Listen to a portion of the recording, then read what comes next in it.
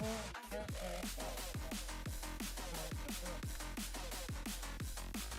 right up there.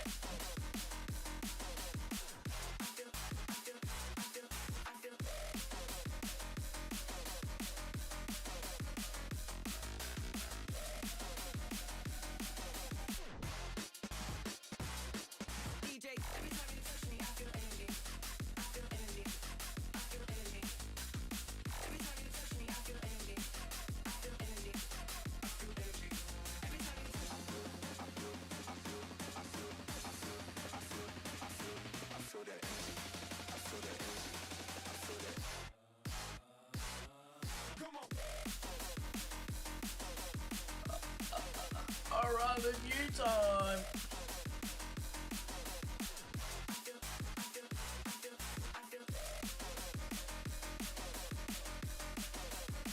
Use that.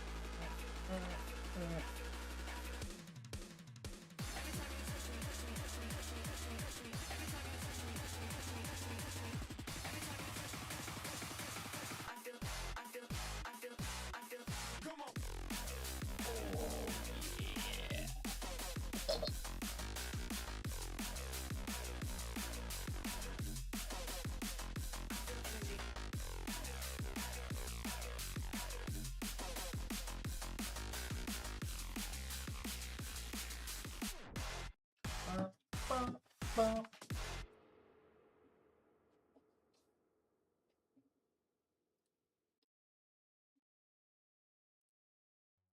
I ate it.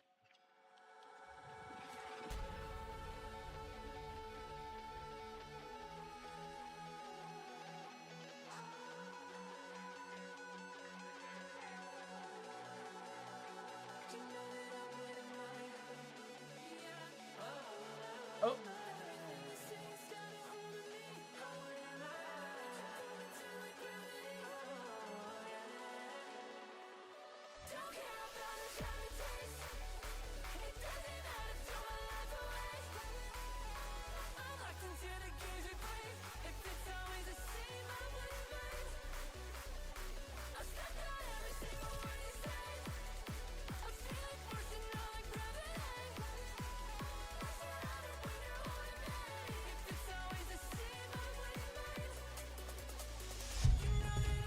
What up?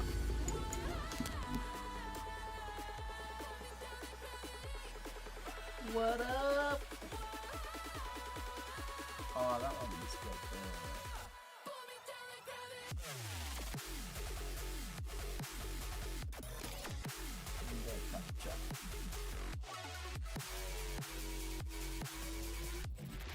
Yeah. Alright, review time, boys. Review time. Oh, can't even hear it.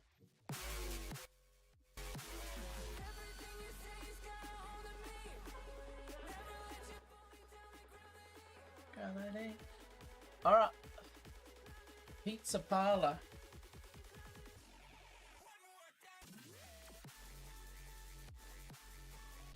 We got some little garlic things as well. These are really nice, actually.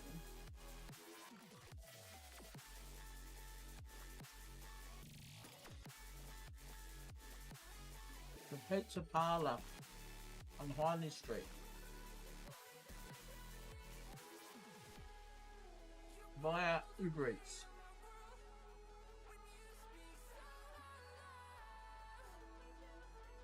It's like a garlic jam bar.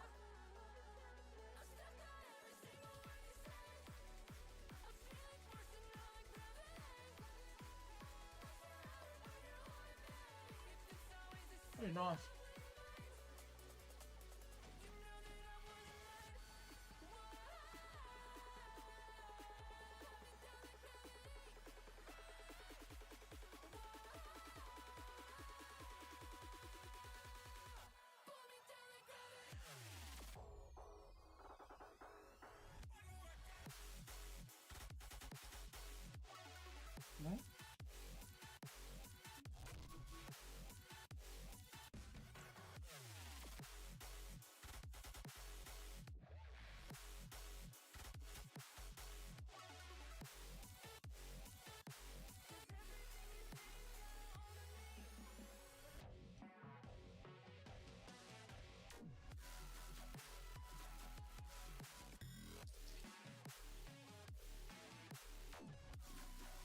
Pretty nice.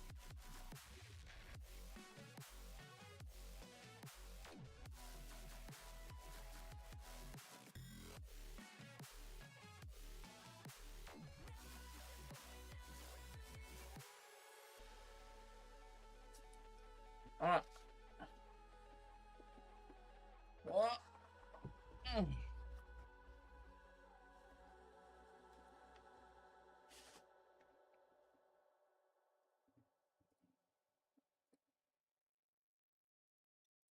100 plays.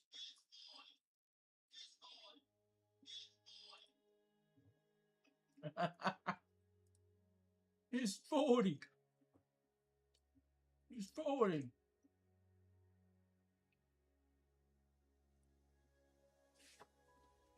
Alright. Let's try the pizza.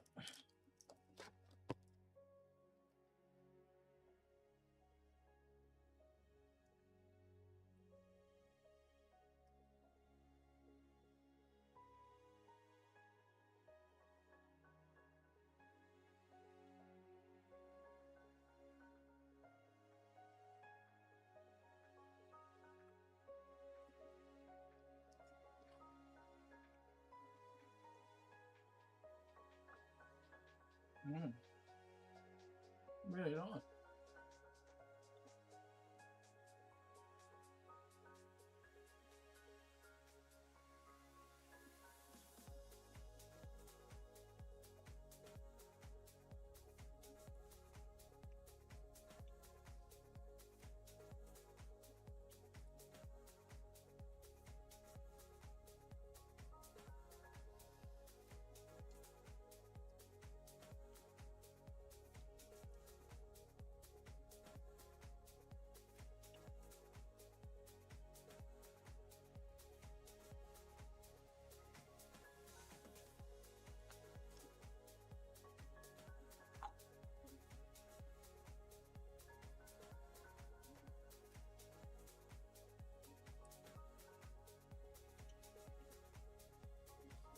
Really good.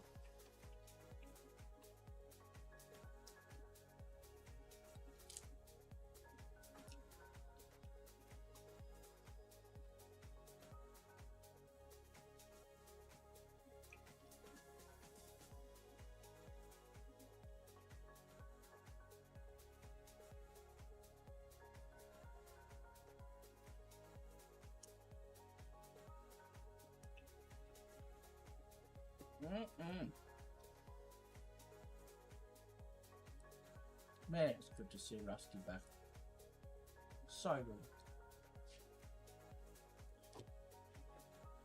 Oh my god.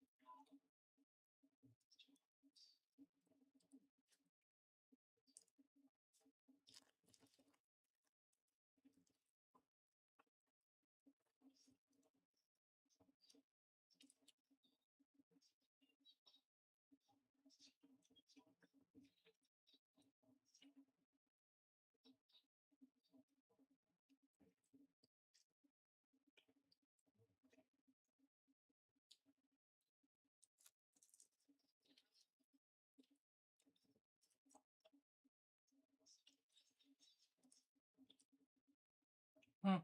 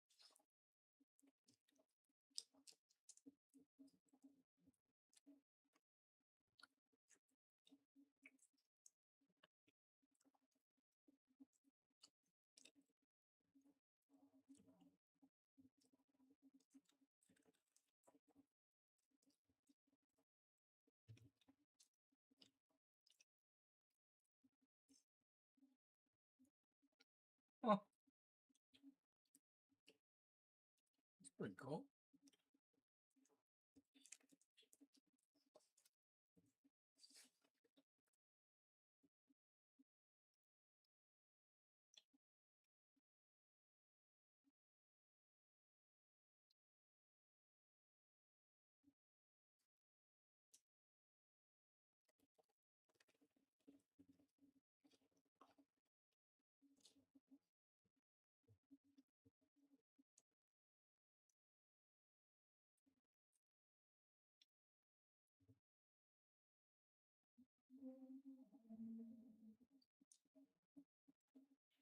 Huh.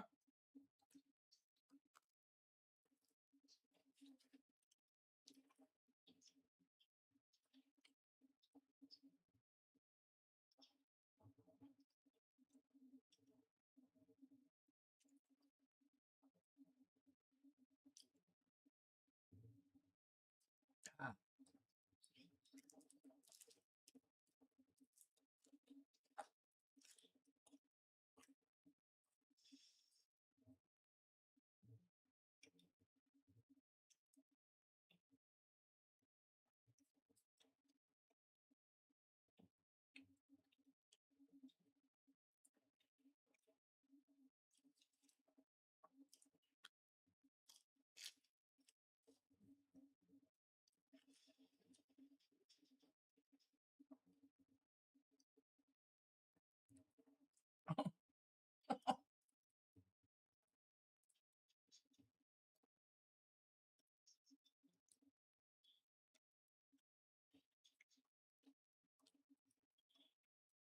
What's up?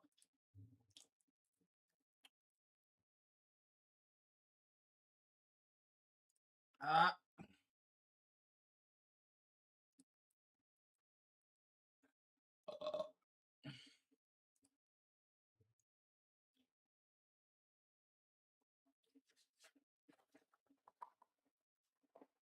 What? Mm.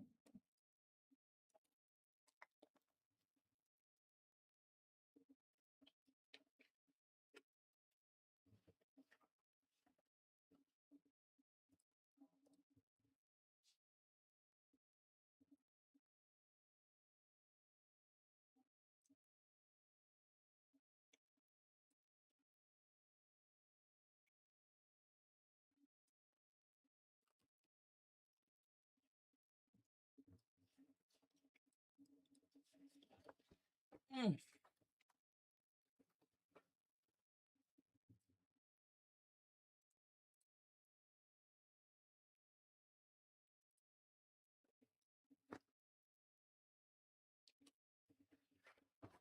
Ah.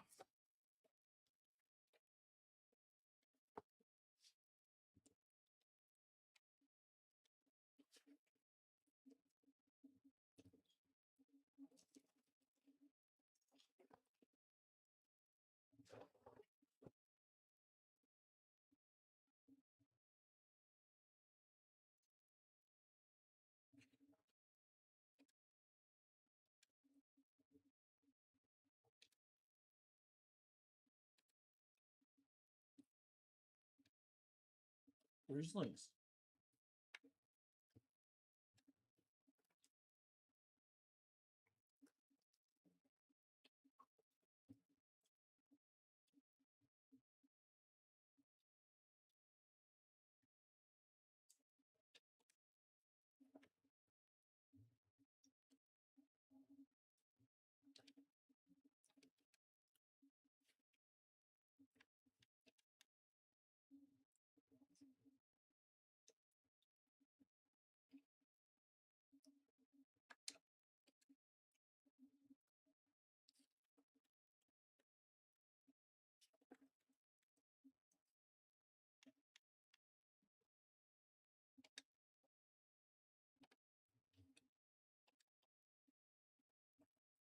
I'd have to use Mitchell.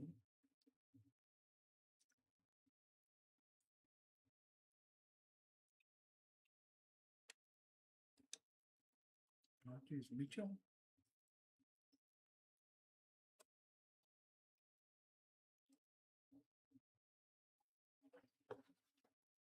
blocks and rebounds.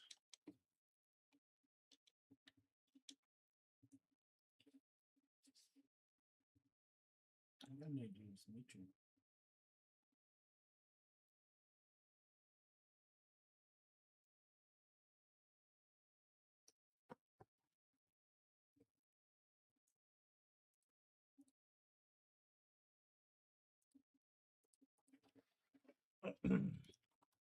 Oh.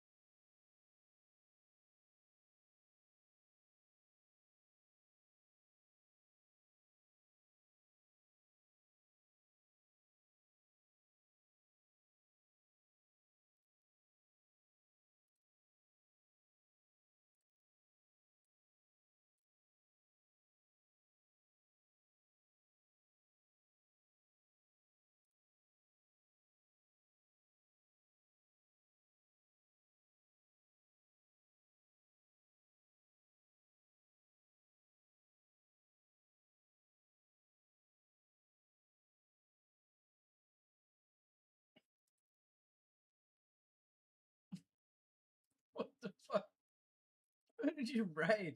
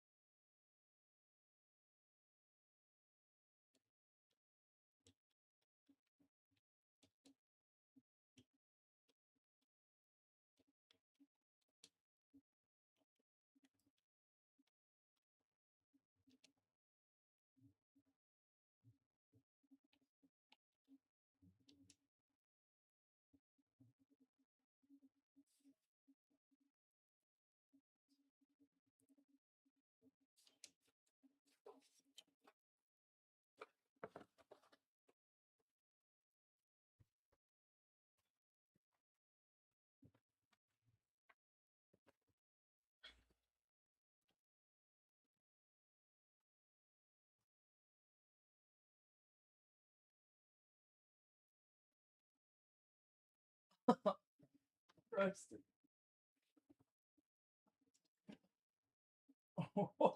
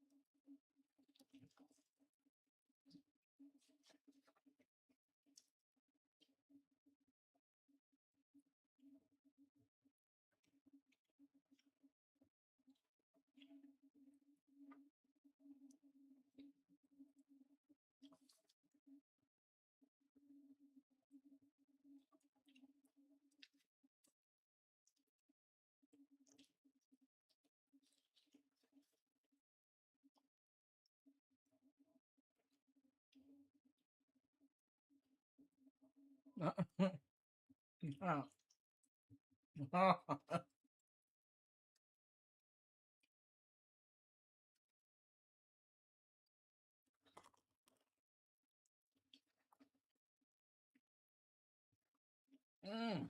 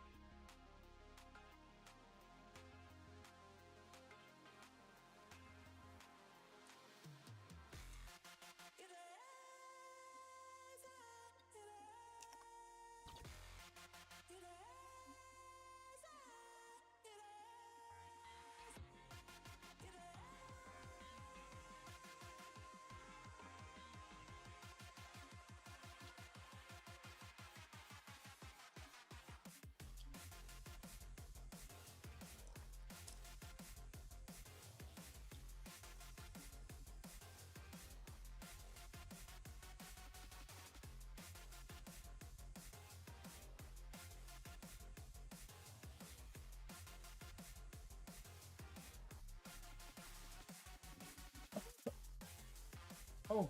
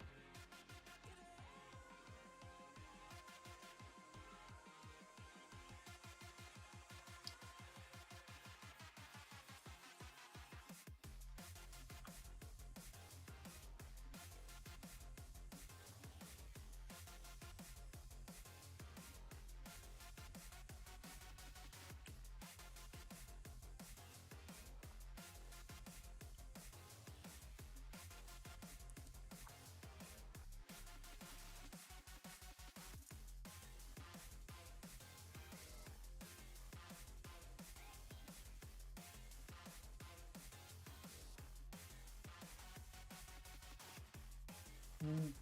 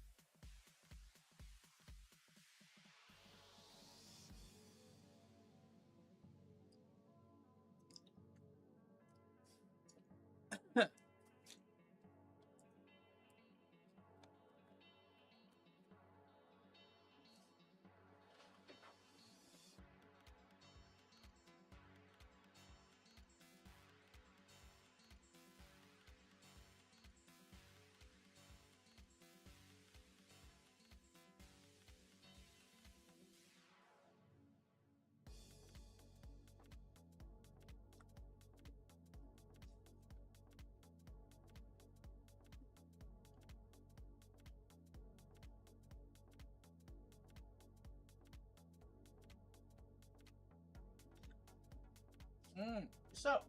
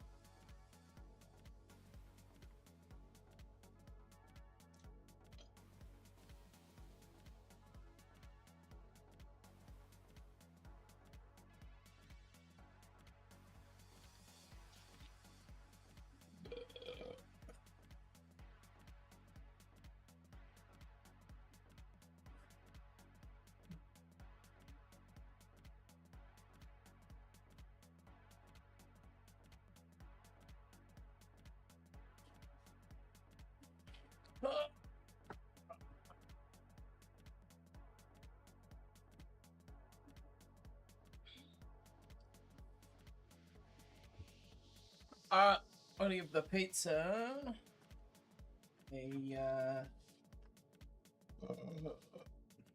9.3.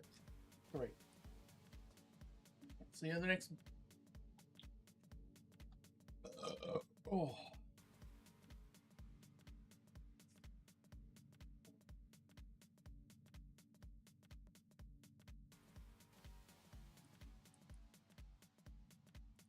Oh, thanks for the retweet there, Dijax.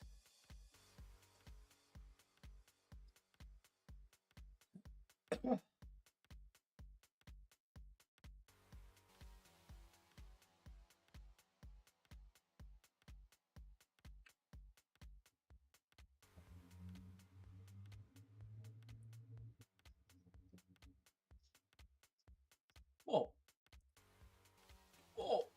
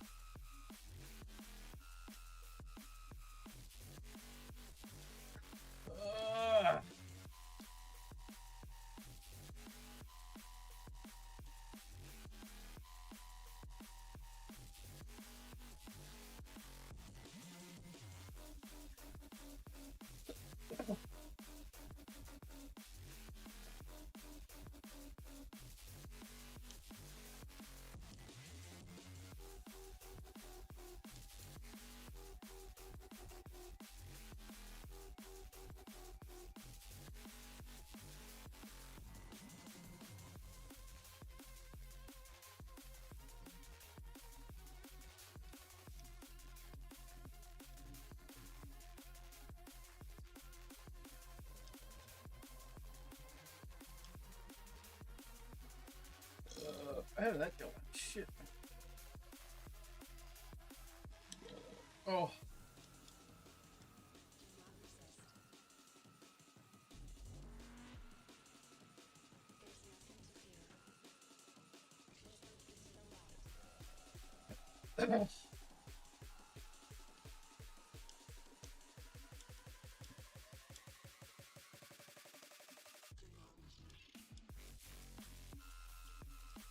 Ah.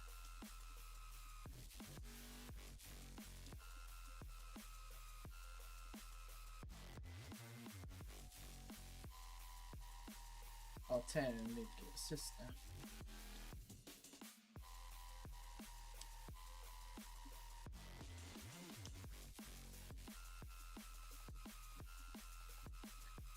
Oh.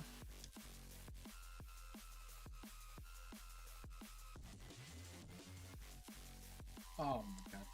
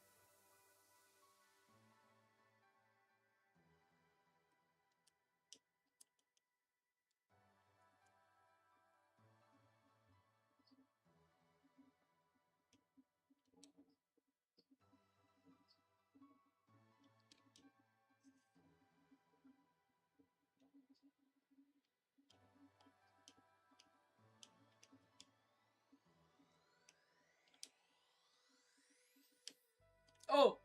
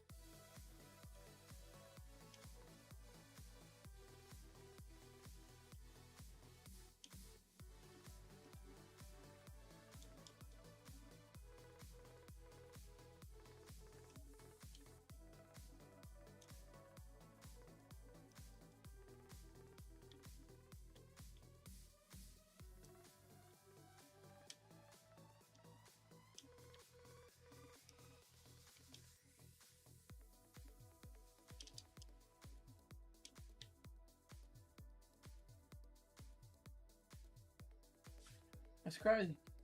Oh.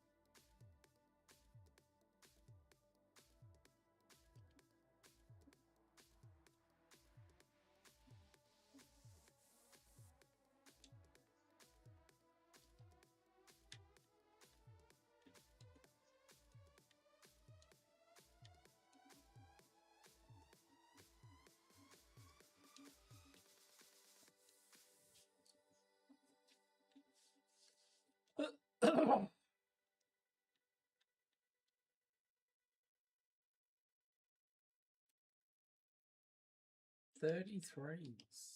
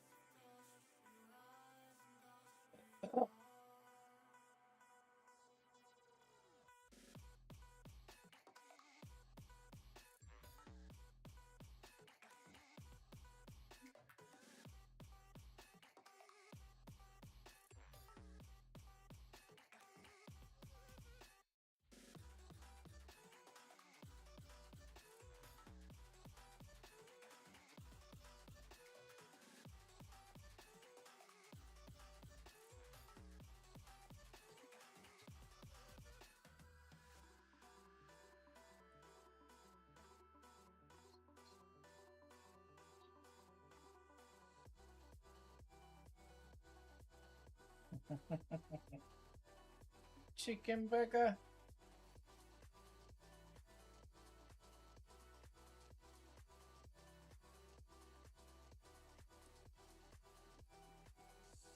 Oh.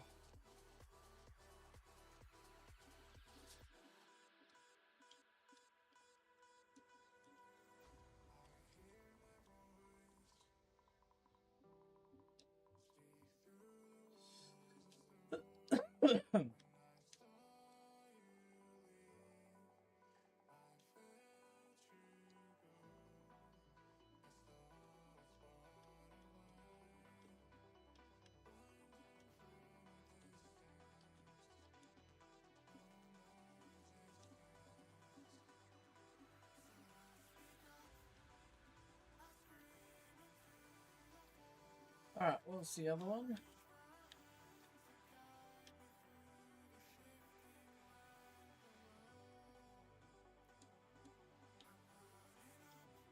Robinson. Blocks and rebounds. 33s.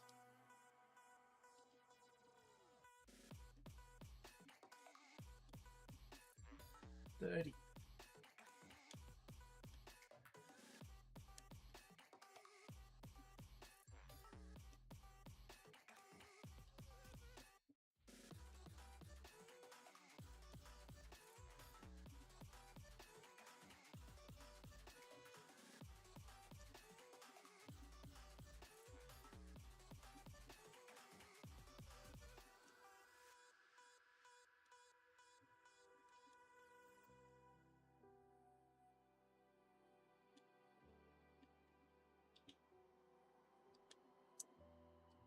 Oh, boy.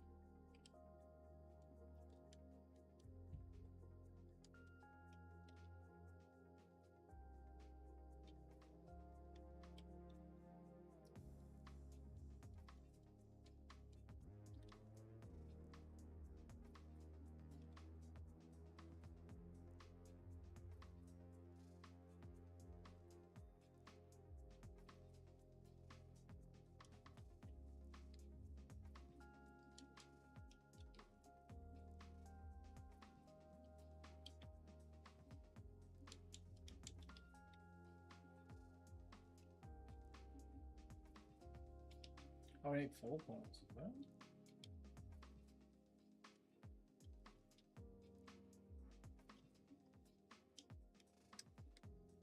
Bruh.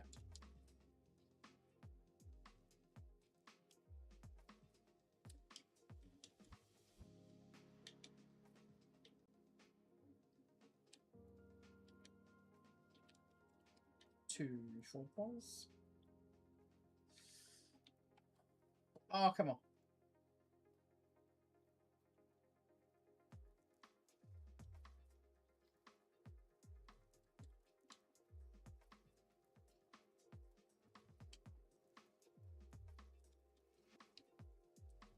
Might have been on the line.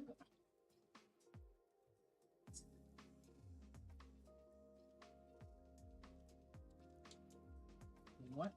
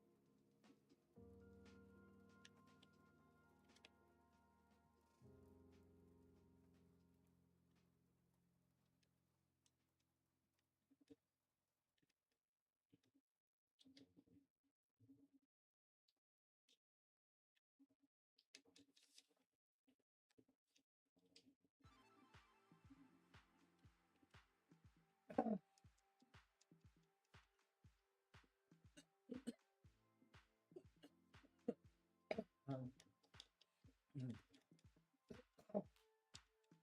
Oh.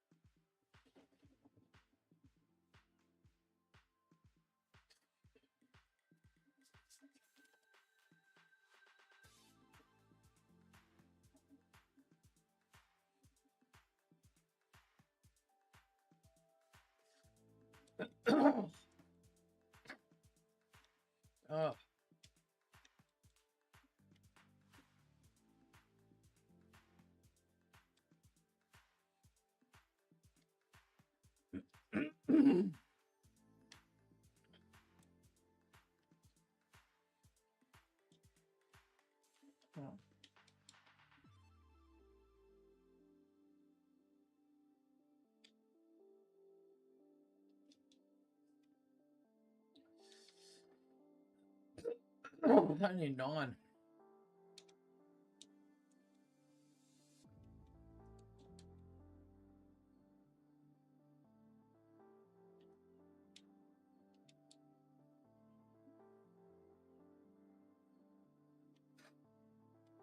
Oh.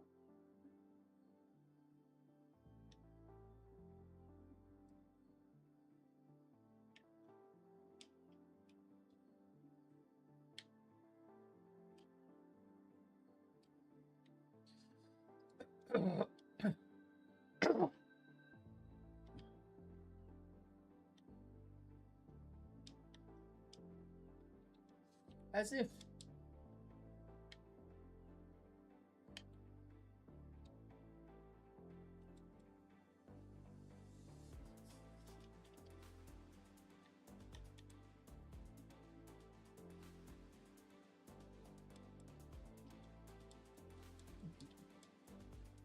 Oh.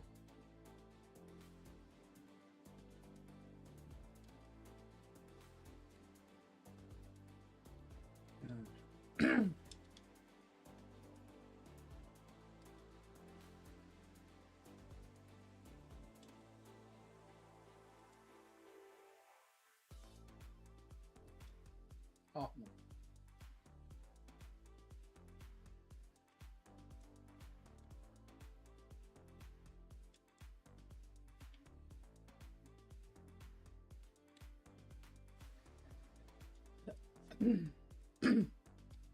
Halfway.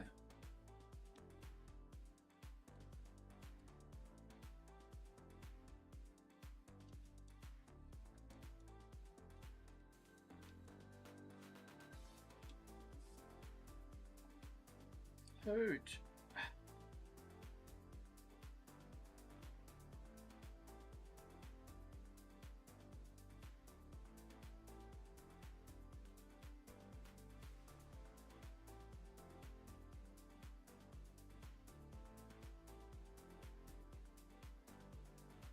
Oh my god. Oh, let's go. Ah.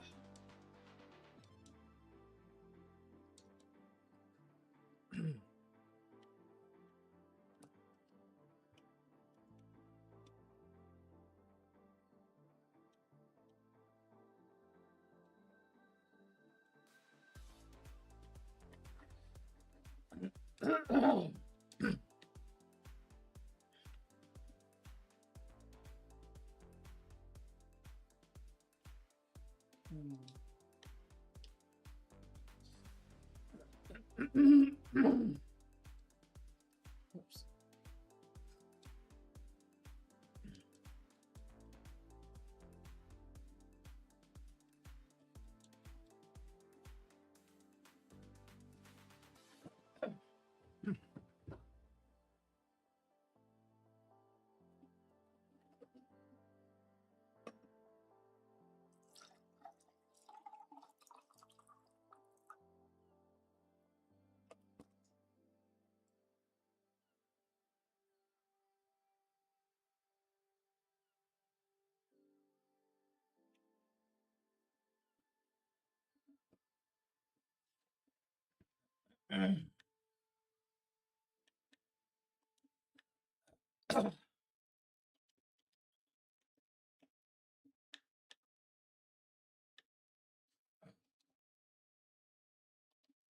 uh,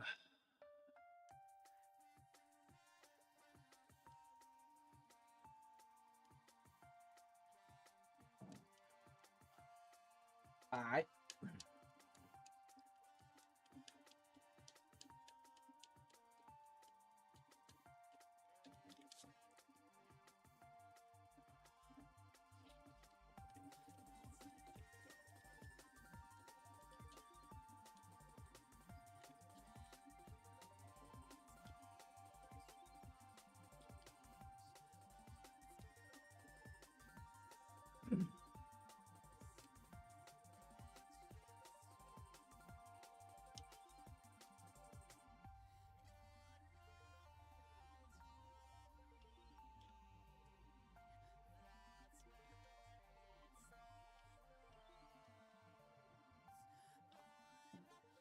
Oh.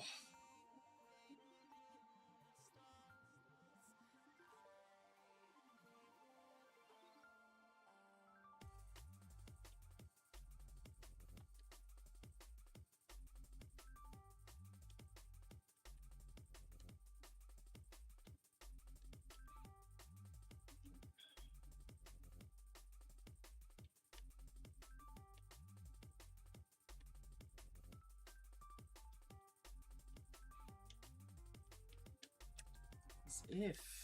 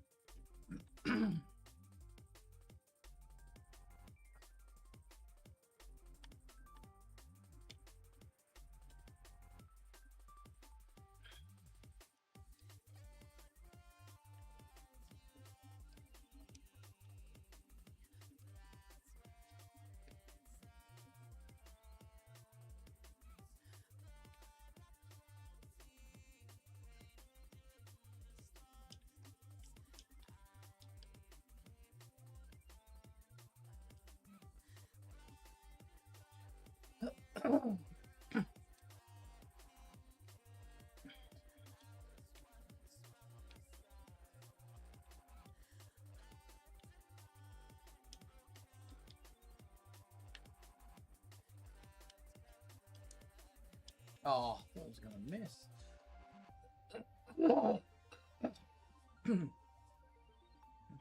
God.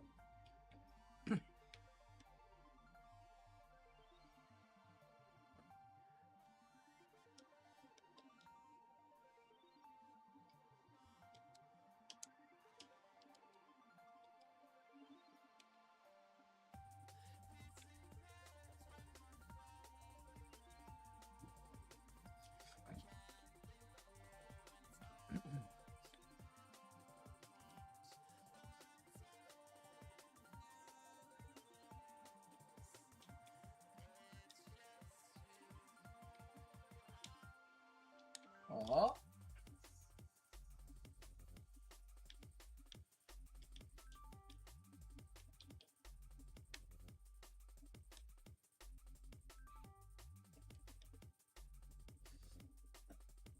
I'm at 2 dunks.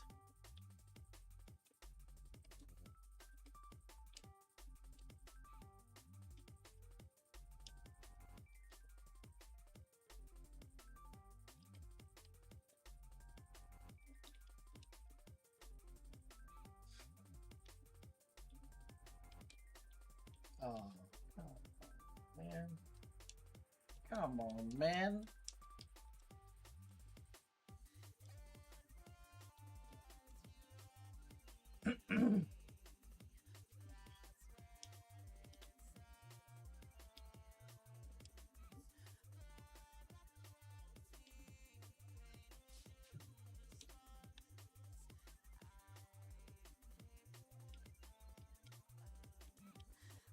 The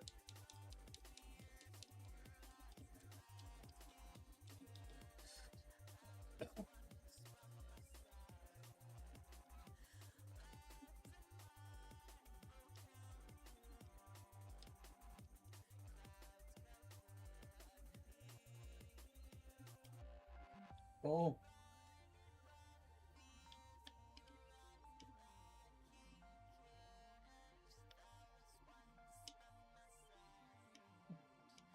Oh.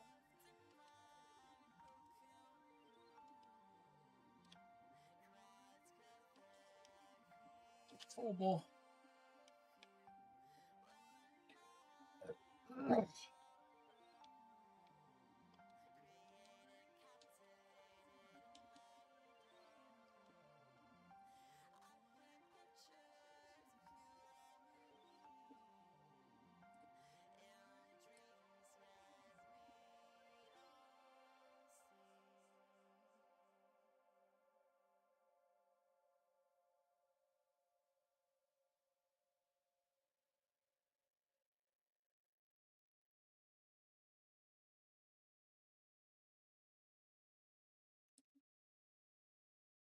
Huh.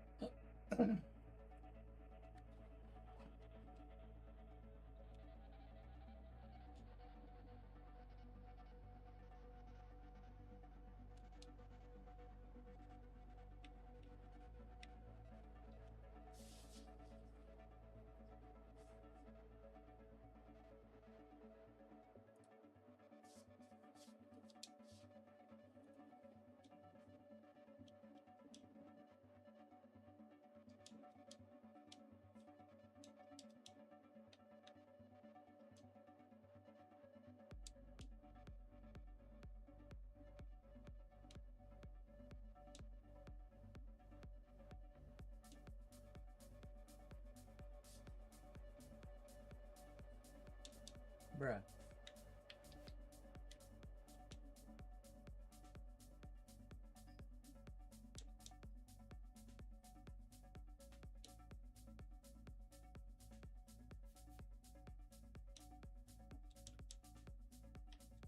Still got one coward.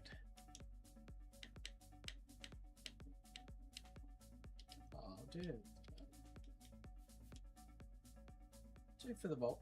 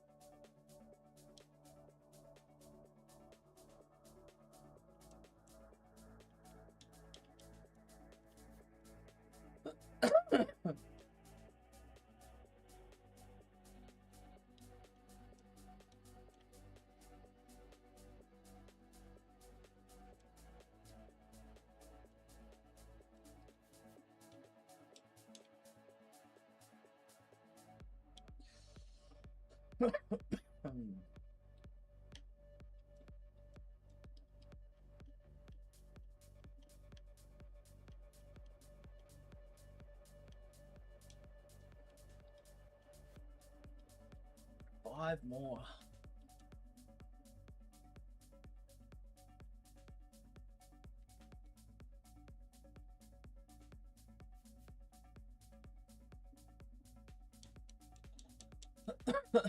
Five more.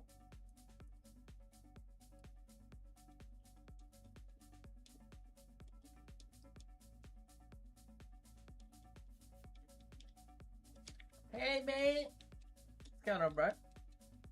Oh, yeah.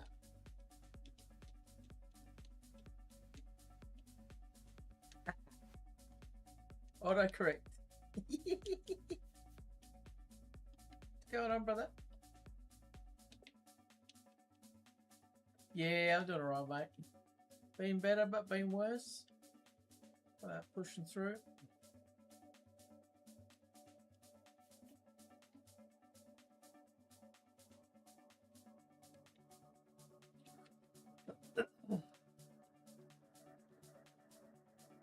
What were you playing today, mate?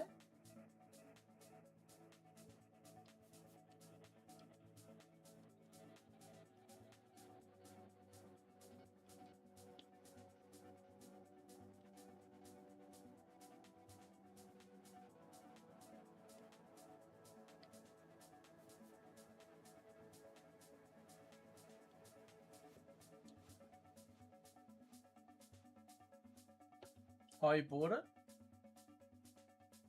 Oh, it's lots to learn. Depends what you like to do. If you like to do,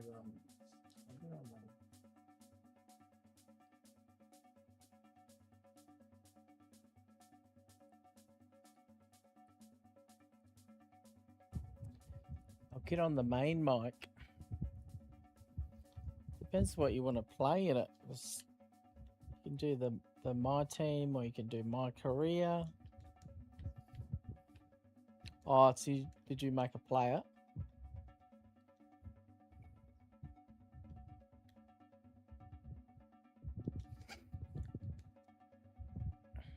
Nice, nice. I do the my team, like the cards. I have got a my career as well, but I don't know. I haven't really got into it as much. I think I'm 92. I'll put a little bit of money in it.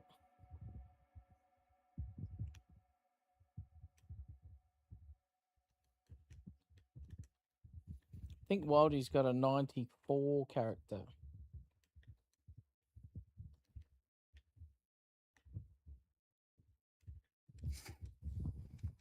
It's a cool game though.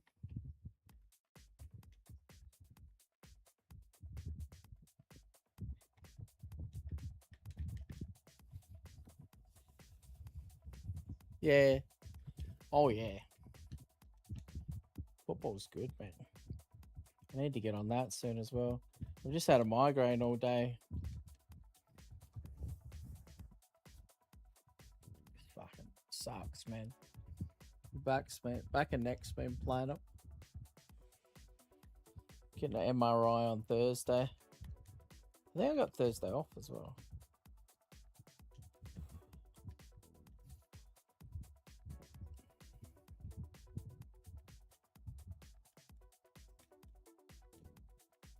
Yeah, same.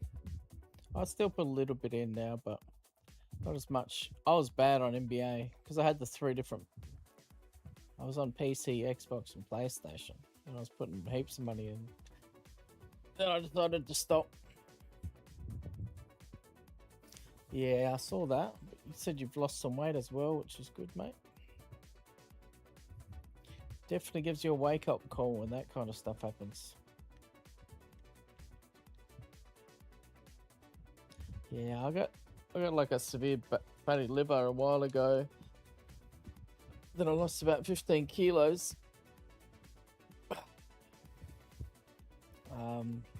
It was almost back to being able to jog. And then my back started playing up, going into my neck. And then it feels like whiplash and like I'm winded. And it flares up. Nice work, man. Good work, bro.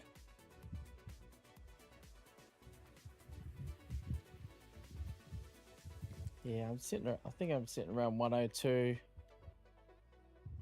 But I'm feeling shit though. When you got soreness and stuff, you emotionally eat. That's the hard part.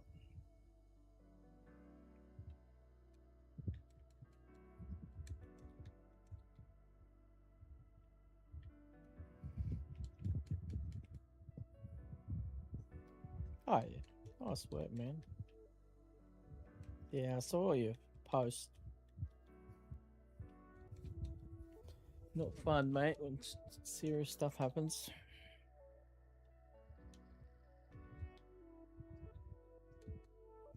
Keep on pushing through it, mate. You can do it.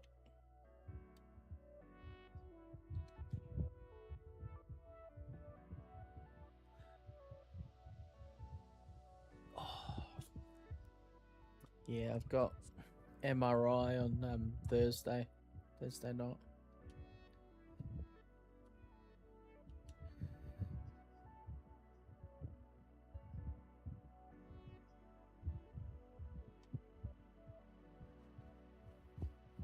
Yeah. Yeah, hopefully they find out what's going on. Because it'll be 7 weeks Wednesday. I woke up in the morning and just, when you have a bad sleep and you have a crooked neck, that's what it felt like. So I thought, oh yeah, we'll just rest for a bit and well done. Chico. We'll just rest for a bit and then it'll feel better in a few days. And yeah, it was hurting middle of my back, neck.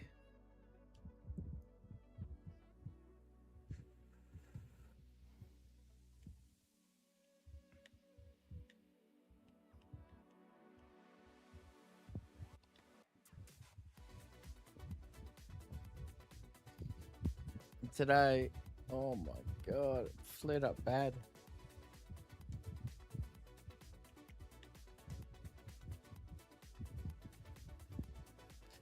Yeah, it's painful.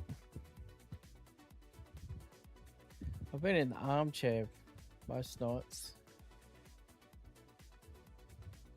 Like even now, it's not comfortable now. I'm not sure what they'll find, but I'd rather know if there's issues rather than just ignoring it. Always in the armchair? Yeah. Armchair gang. Us and Brothel.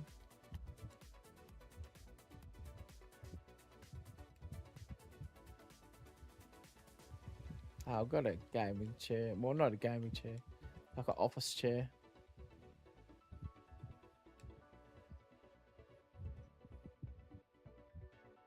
Armchair athlete. AA.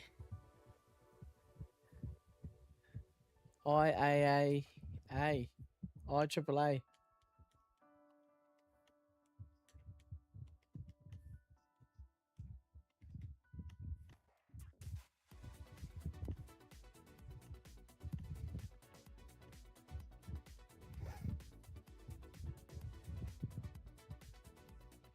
IAAA.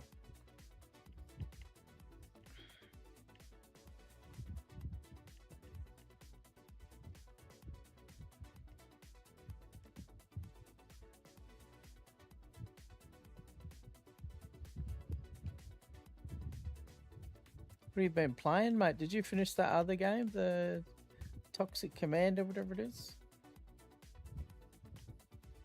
Yeah, when. Oh yeah, I did some Rocket League. If you want to check my YouTube, tell me what you think, mate. My first games. Well, I think I played briefly before.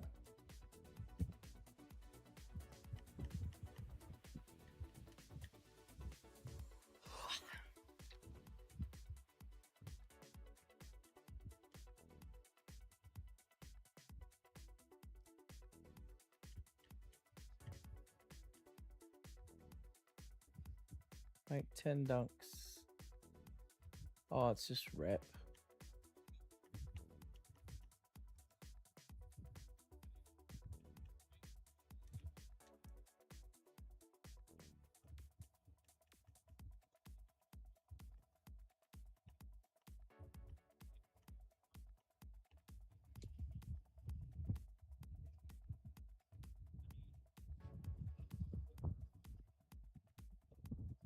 Oh, really? Nice.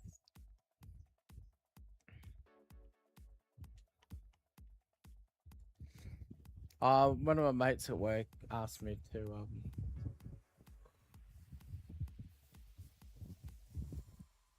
Ugh.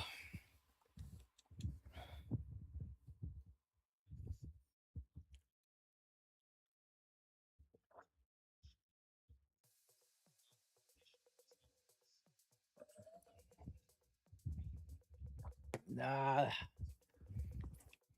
I don't know what it is, man.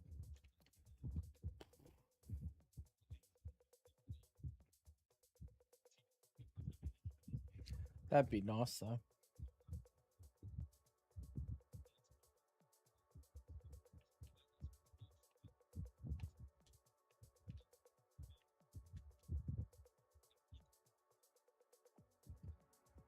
Oh,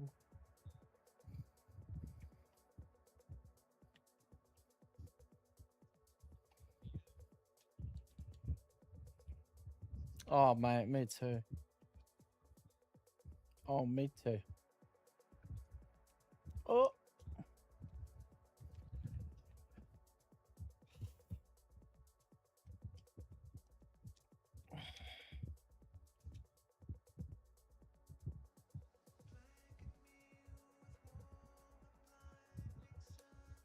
woo-hoo-hoo. Yeah, triple threat.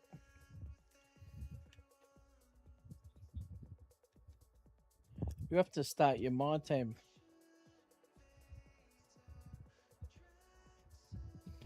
Yeah, in the menu, my team. You get shit cards to start though.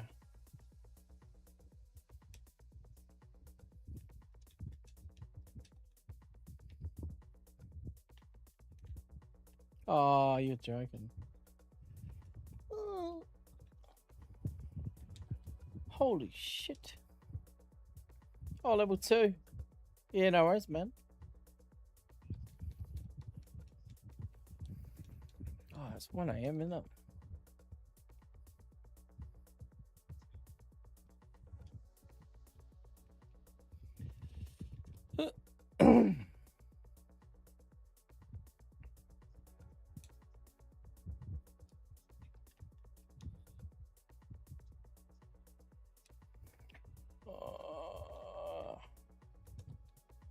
Yeah, no worries, mate.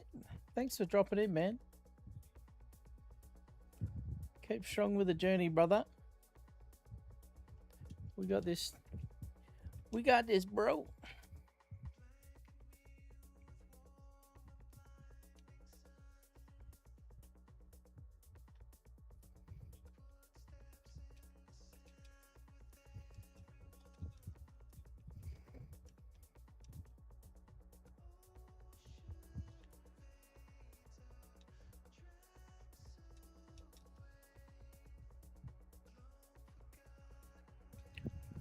Woo!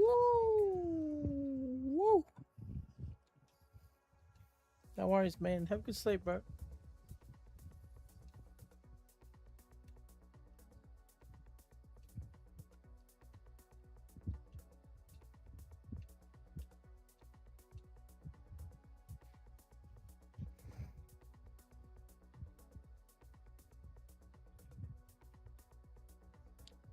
Oh, one more.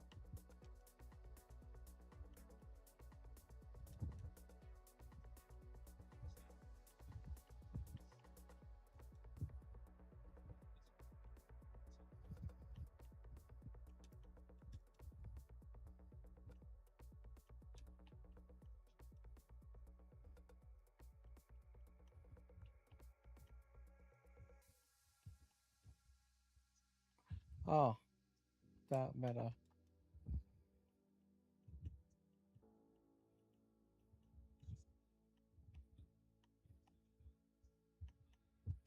Go, JR.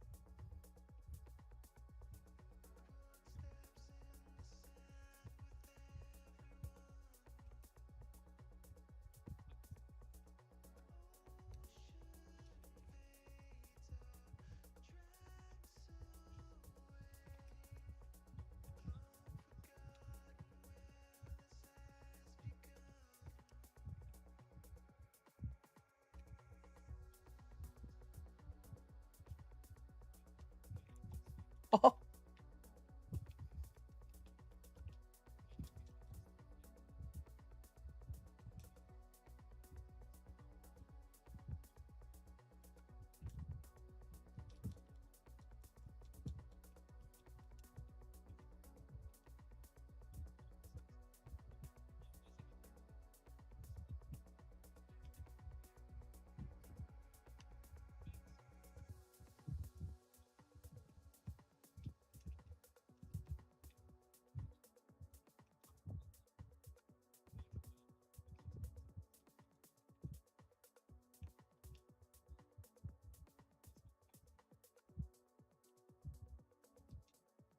it's crazy.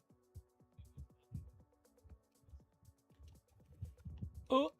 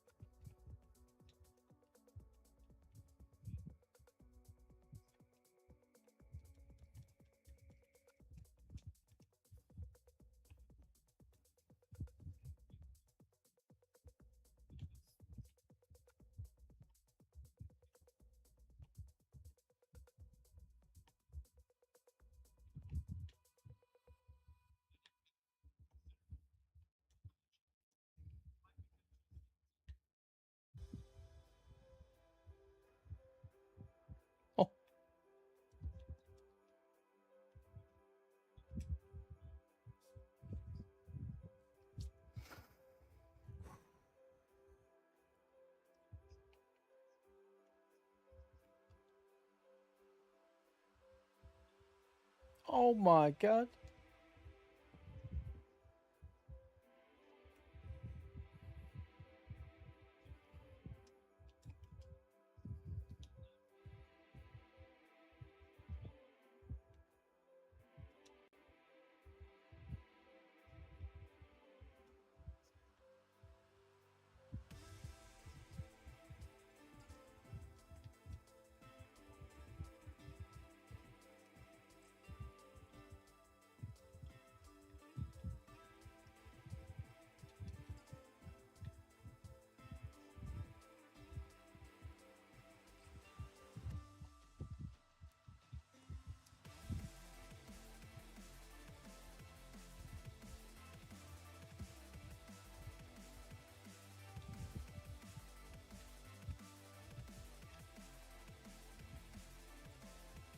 Shit.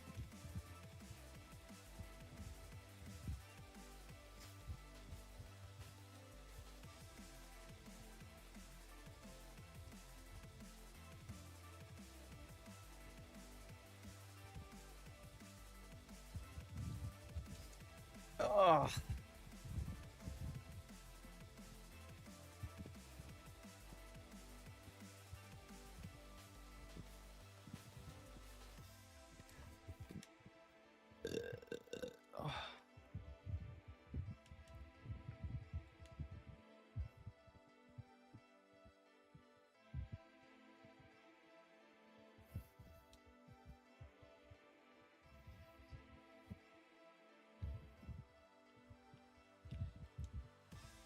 Void warped.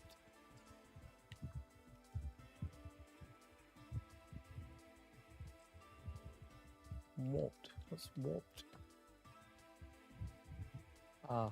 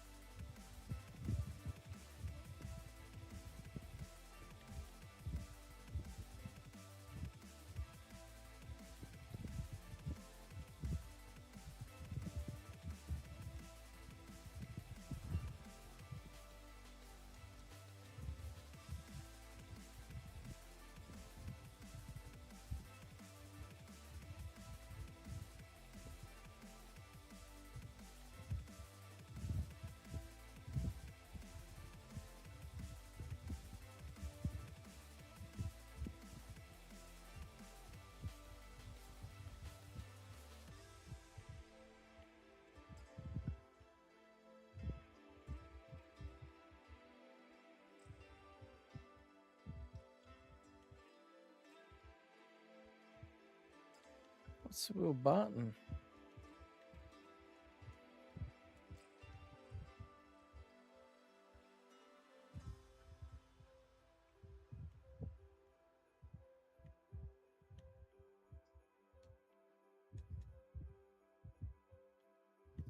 Yeah, that'll do.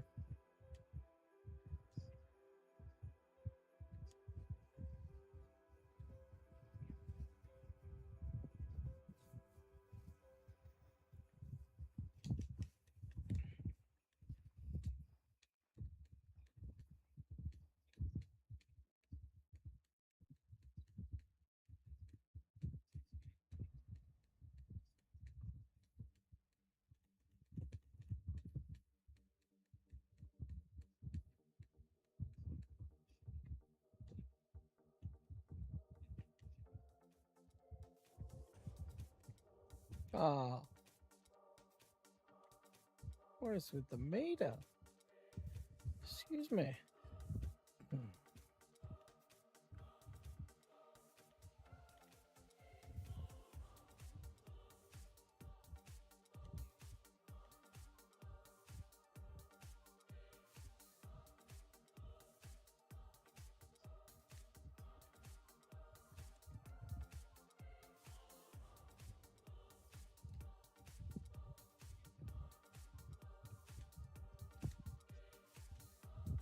Hey.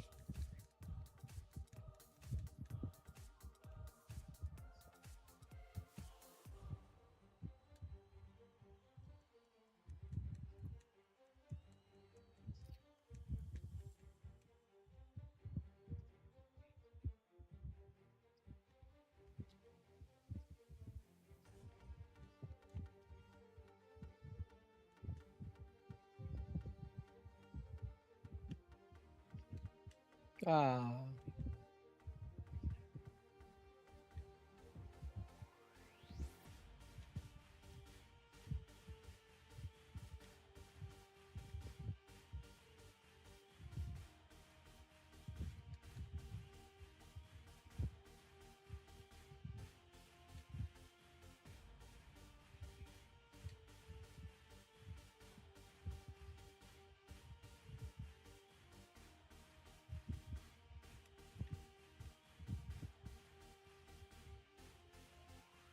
Oh.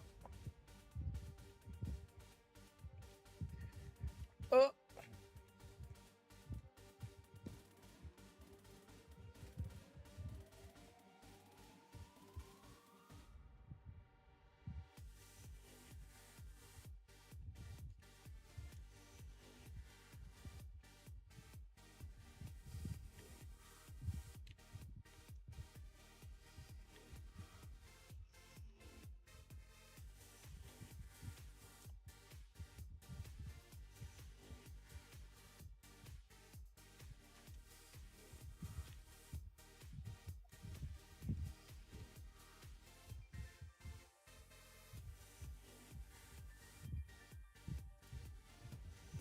Ah, damn.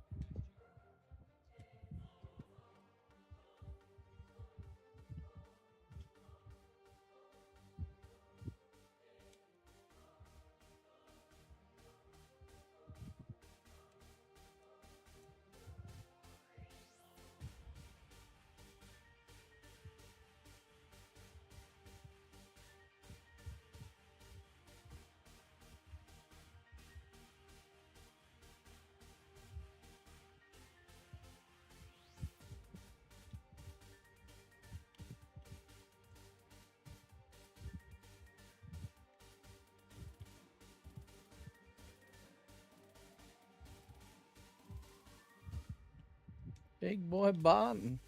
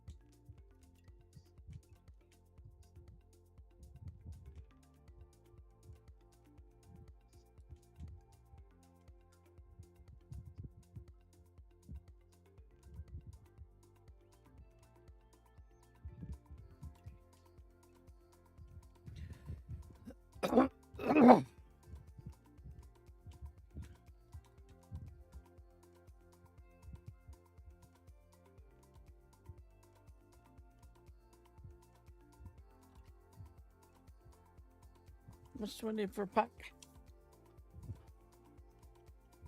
18. 375.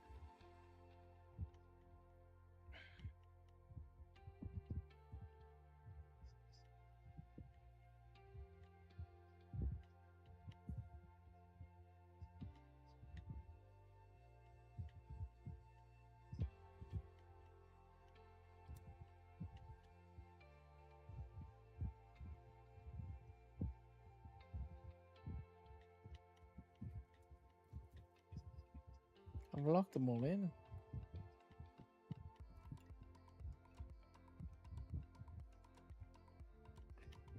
To eat.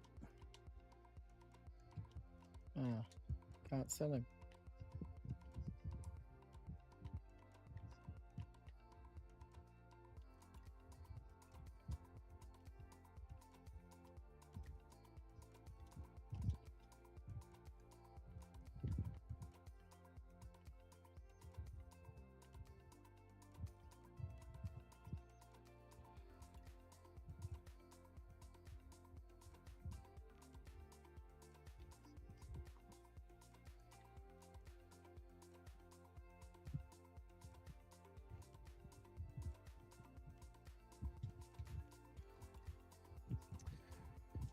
One more.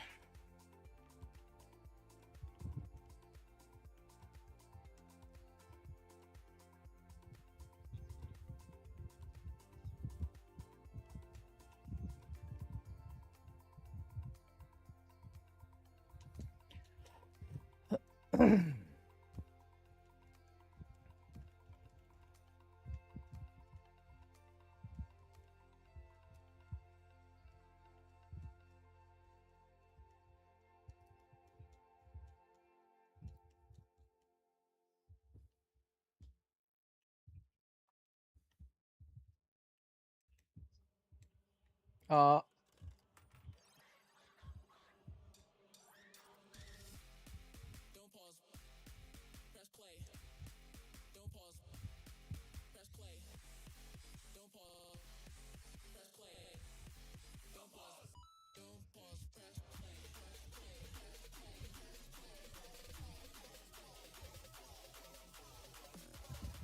that's the one. Oh. Ooh.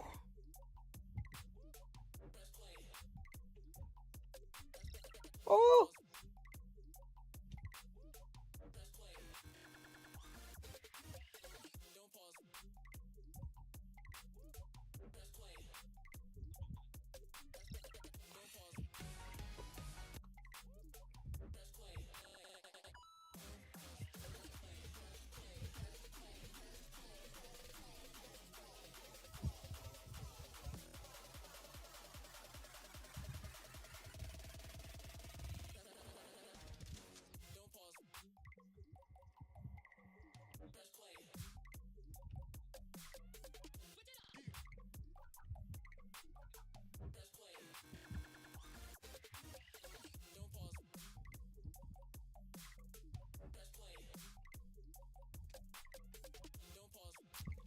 Shit.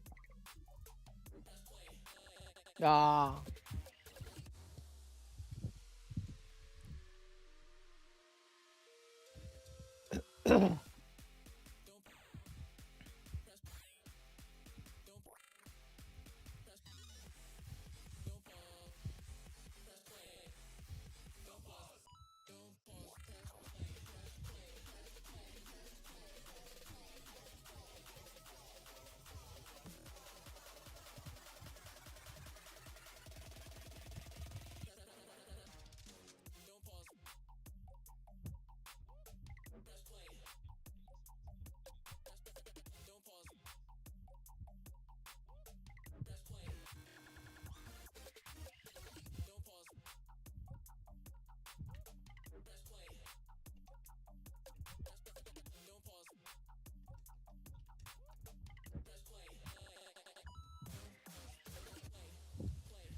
There's not 30 left. Come on.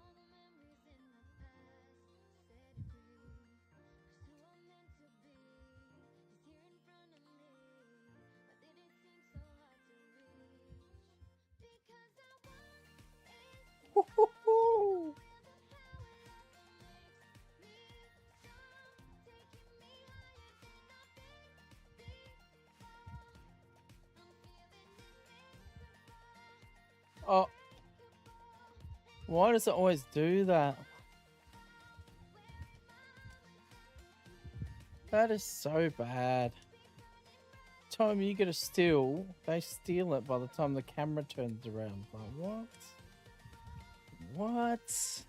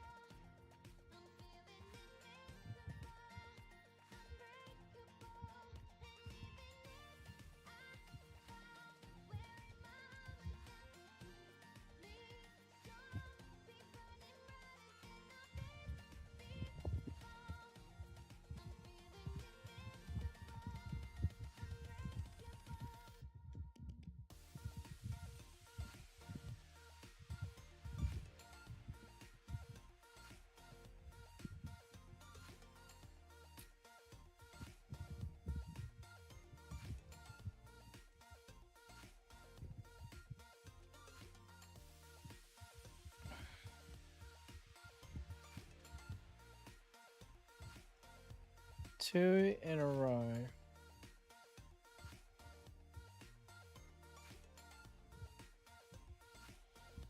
Huh?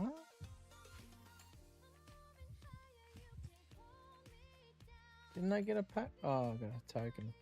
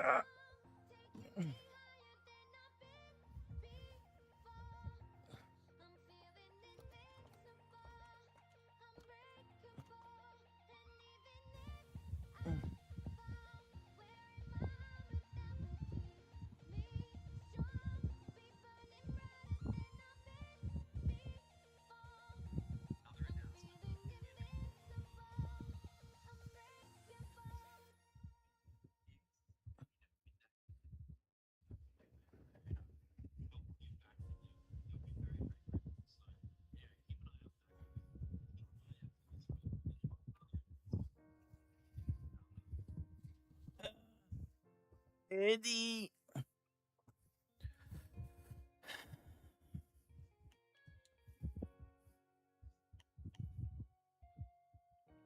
Oh.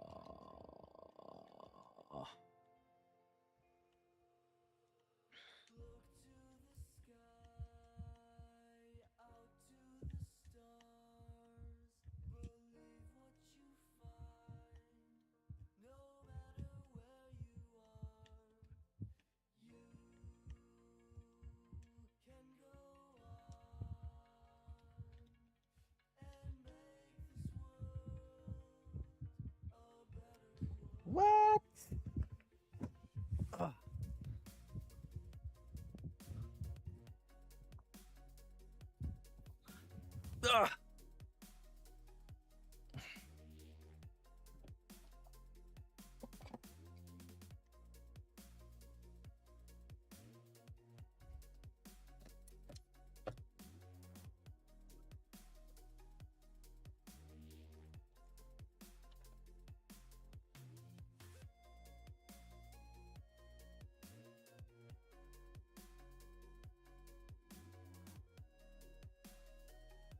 Ah.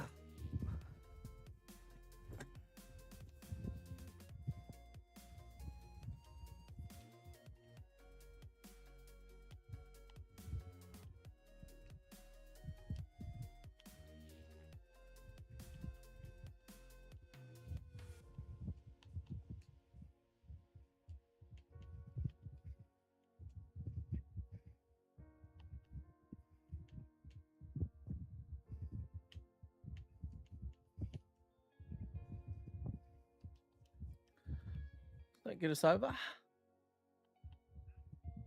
Yeah.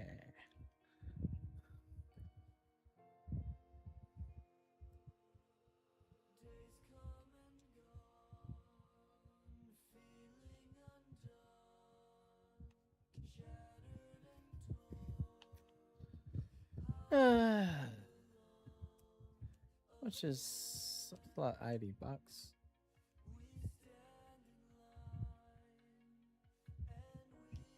Yo, what's up, man? Yeah, I got Barton. How much is a 10-pack?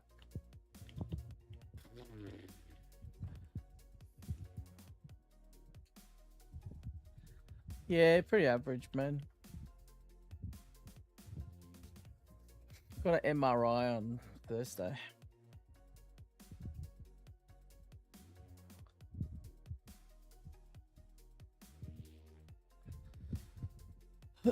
How you doing, man?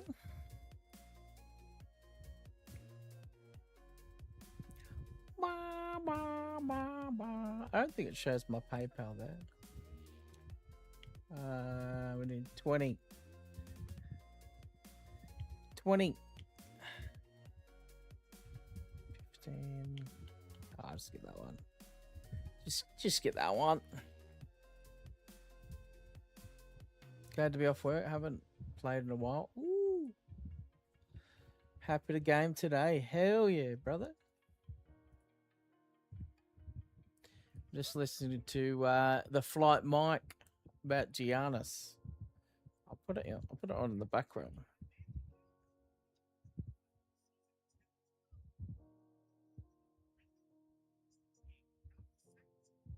Made the second round before losing to the Golden State Warriors with Ja dealing with an injury. That was a legitimately dangerous team. Jenkins developed Ja Morant, Desmond Bane, Jaren Jackson Jr., Santi Aldama, and Gigi Jackson. He turned Memphis into one of the most exciting young teams in the league. But here's where it gets complicated. The Grizzlies fired Jenkins with 9 games left in the regular season. This is despite the team sitting at 44-29 as the 5th seed in the West. Let me give you the full picture. Let me pause that. Yo, what's going on, guys? Soxy Gamer here. We're going to open a 10-pack just for fun, you know. We've got the Void Warped promotion. Let's open some packs, huh? So this one is everything, and this one's what? The Void Warped NBA, and that's girls and men, right? All right, this is the NBA one. Thanks, Mike.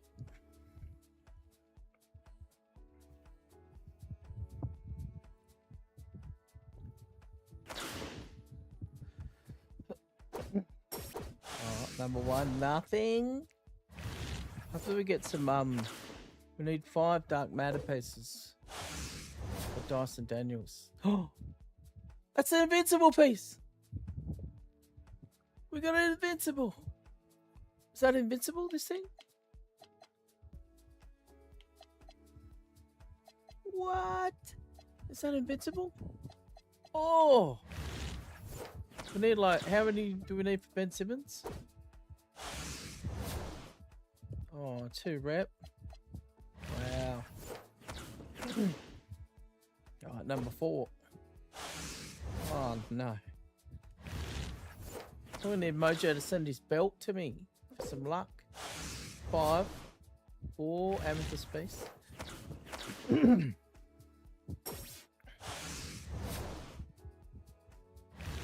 Wow. This could literally be the worst pack in 2K history. Right here. 8.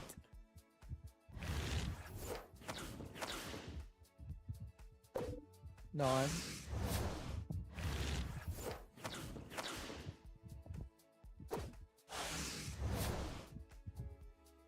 Not a single.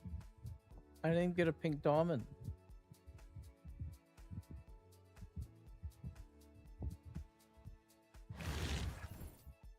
I didn't even get a pink diamond. I didn't even get an amethyst. What? What?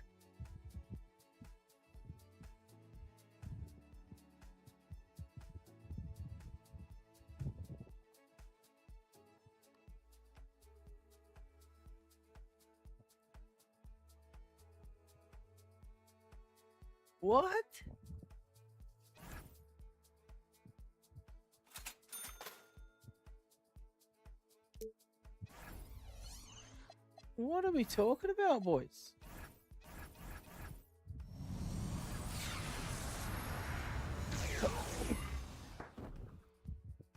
Fucking hell.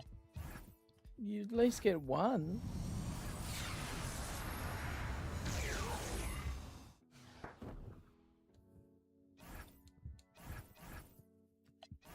Seriously, didn't even get a fucking amethyst. How does that even happen? That's got it. Nah, that's not. There's something going on here.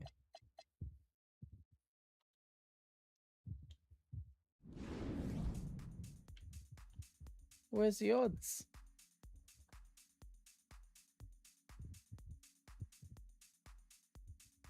What? What do you mean? 6.4% for a 90 plus? What the fuck are these odds?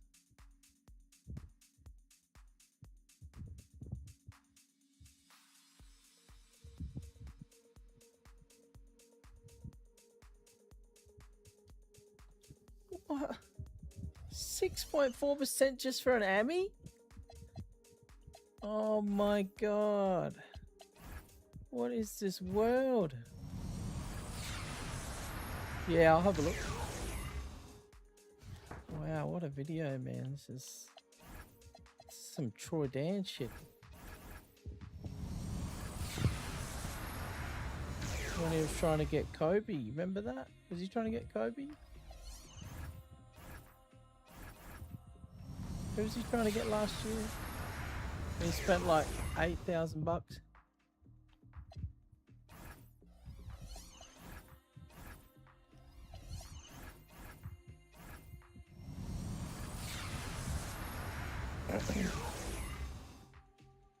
Alright.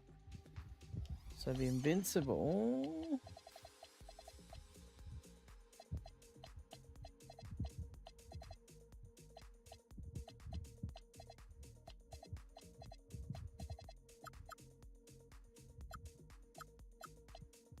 Where's Corva?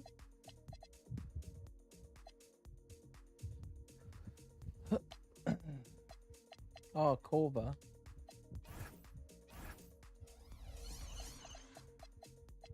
Oh, how many did you get from one invincible?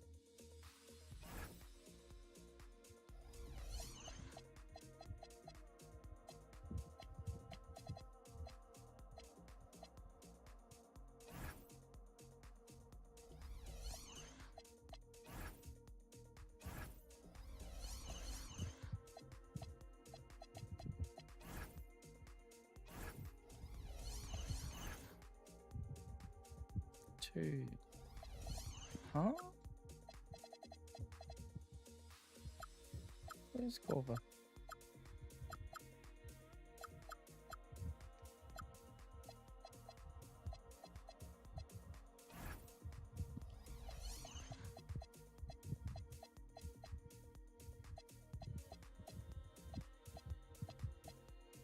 Corva's 12.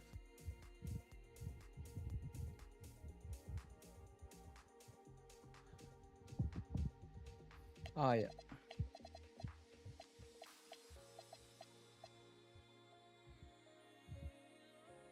The 200s.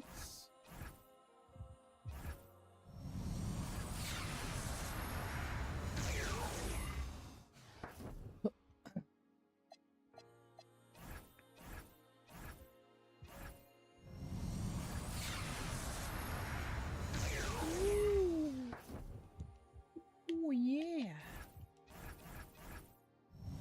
Get Dyson.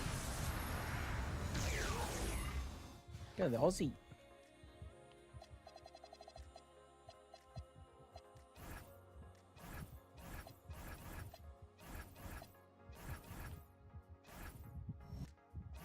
Yeah.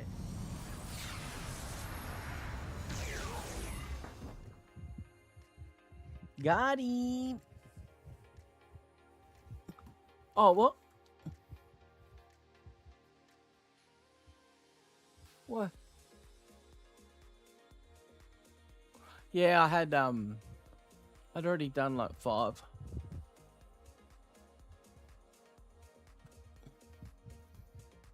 Yeah.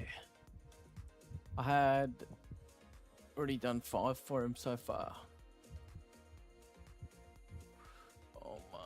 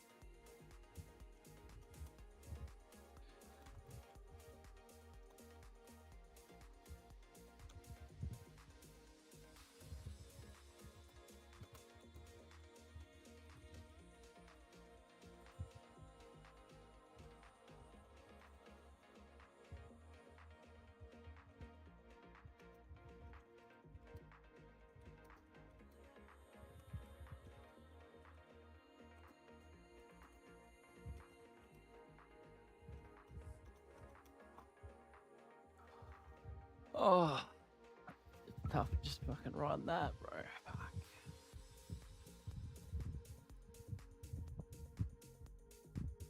Oh, you got Darren Peterson. Oh, Peyton Watson. How many we got left? How many? How do you check how many we got left?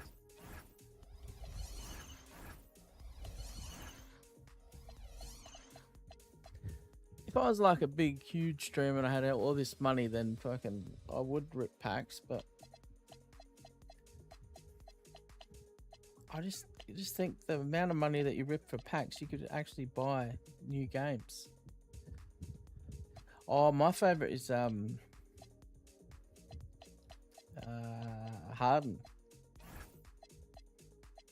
Oh, is it opals?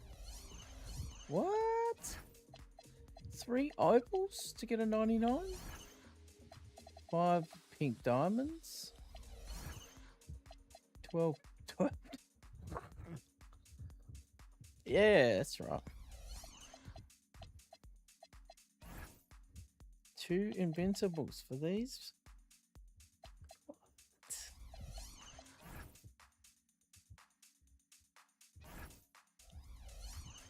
What?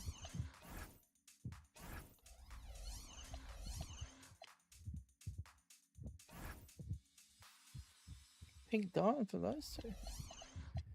Oh, Jason. 6 100s. Holy fuck balls, man. Two hundreds. Two dark matters. Ooh, could we? For the video? Why not? We'll have a look what I've got in a sec. Have a look at my favorites. You can check out my holo team. Here we go. Thanks, mate. Number 1.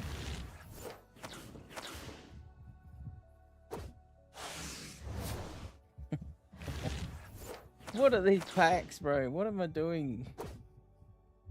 Why? Oh my god.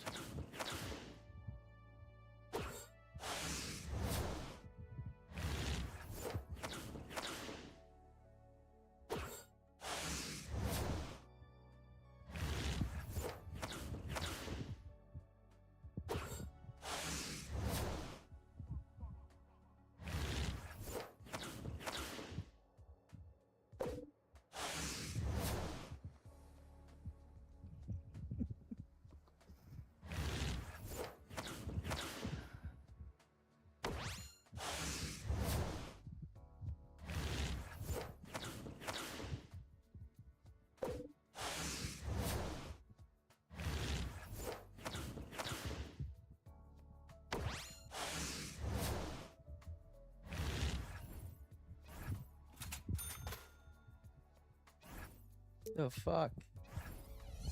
Alright, no more packs. That wasn't out of the exchange though, so it's not too bad.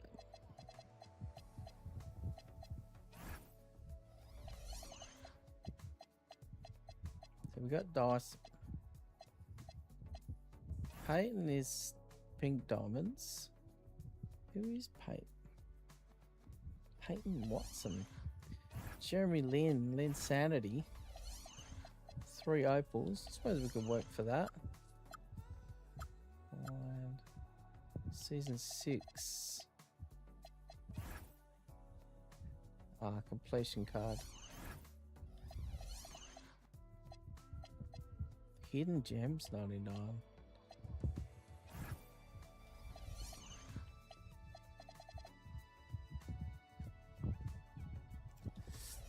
Well, there you go. Let's have a look at the lineups. We've got Holo Shaq, Holo Lisa Leslie, Holo Brianna Stewart, Holo Greatness Dwayne Wade, Holo Power Festival Derek Rose. Ooh, shit. Wish I could just mark it by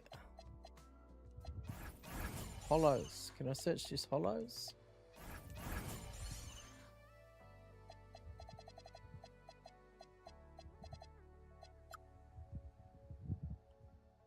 Hell yeah.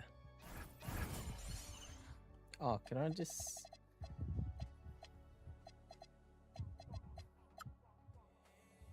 search?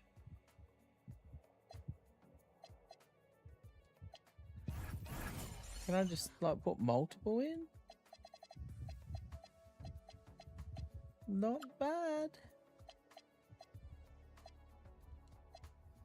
Oh, I think all the greatness cards are holos. They need to bring out more greatness cards. Dame Lillard, Dennis Rodman. Thanks, mate. Scottie Pippen greatness. Michael Jordan greatness. It's really not that hard. Just do more with more challenges. This card is my favorite card.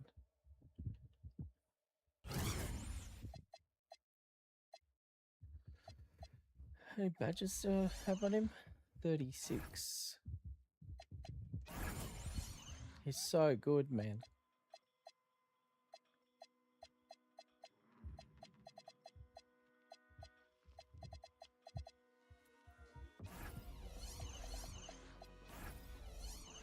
What is the difference between Hoff and a legend?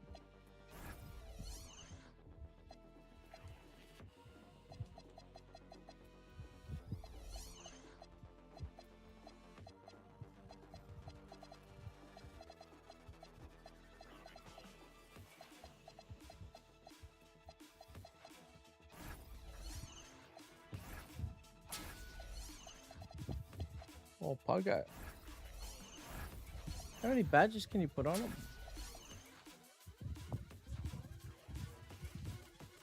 Oh, it doesn't matter.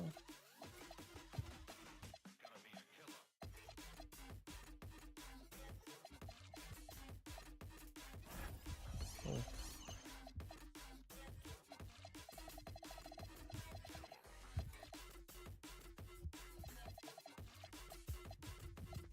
Hook specialist. I didn't even look what his defending was.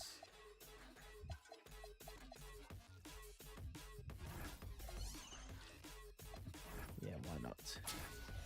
Why not?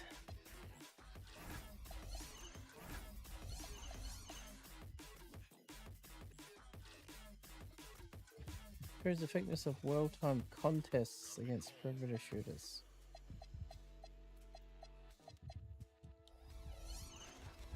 37. Oh, who else is... Which one's the better one? The Lakers one or the Heat one?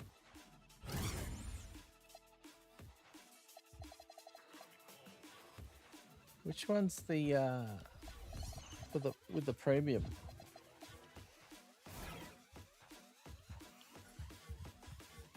Oh, Lakers one. It's the juice one.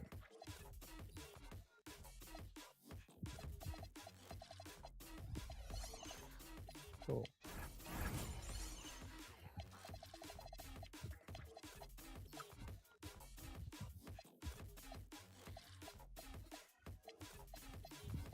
Oh.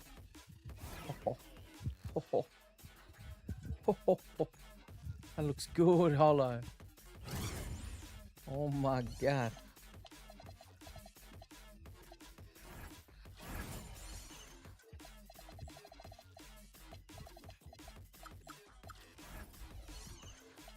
I could probably go into... Oh shit. I could probably go to my collection, couldn't I?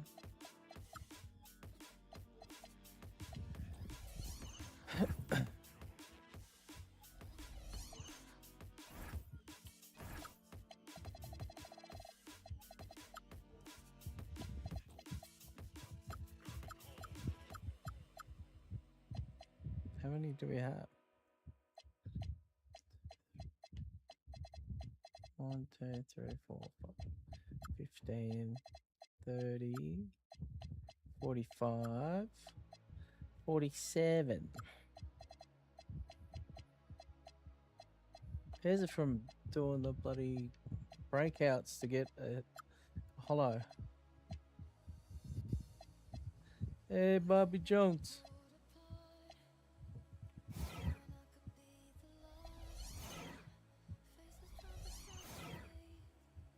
That's a tough card. Oh, yeah. From the board.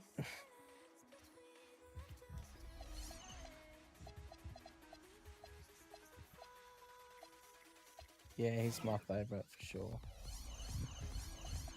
He's my favorite. I think do we have any other challenge? We can do multiplayer.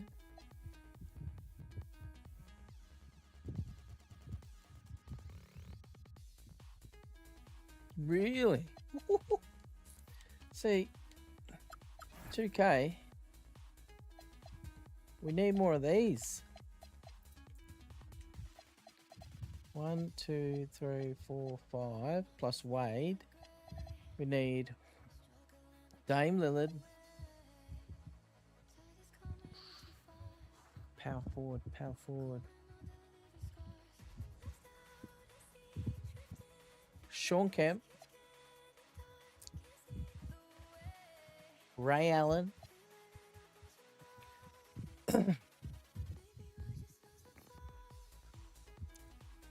Jamal Crawford.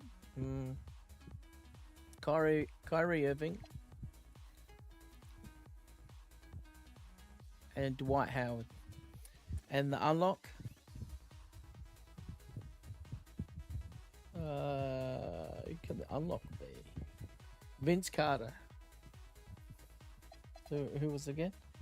Dame Lillard. Sean Kemp. Ray Allen. Kyrie Irving, Dwight Howard, and the unlock. Just said it and I've forgotten. Vince Carter. There's your next greatness, guys. You can add in all these challenges. That's how I got back on the game, because all these challenges were here and it was like, oh cool. We can do these challenges to unlock all these players. That's so cool. And then I finished it all, and then now it's just like, oh, you have to get forced to buy packs to try and get stuff. Oh fuck, man. Come on, man. But that's it for the video. Hope you enjoyed seeing me suffer with the packs. But yep, I'll try and post up some mixtapes of some of the greatness players, these void players, and more. See you in the next one.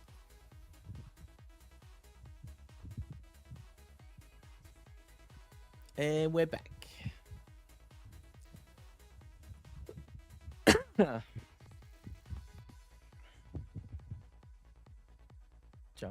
Might jump on the football. Zian Visuals, what's up, mate? Going alright, mate?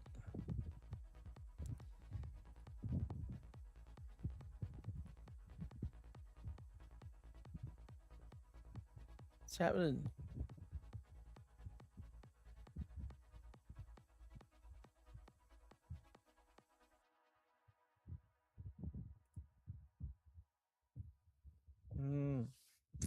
Do do do do do do do do do do. 94. Oh, still 2 levels away from.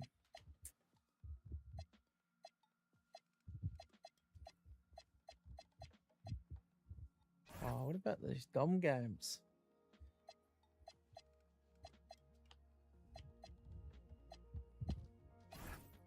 These are so hard, some of these games.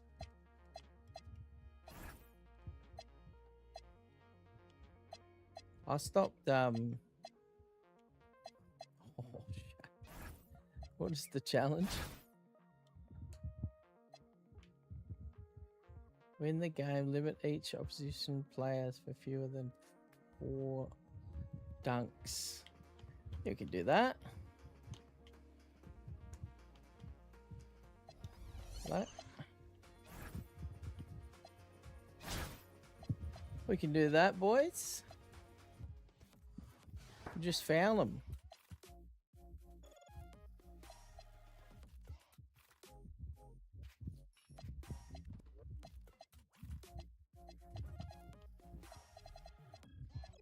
What is the difficulty? Oh, it's on pro.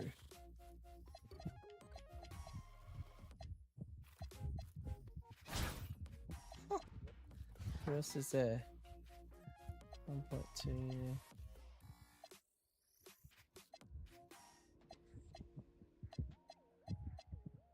Difficulty target. 1.10. 2 times multiplier.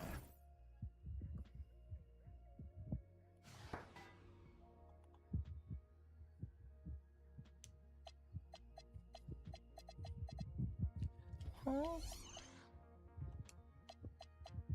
Big Bam. Oh, wait, go Draymond.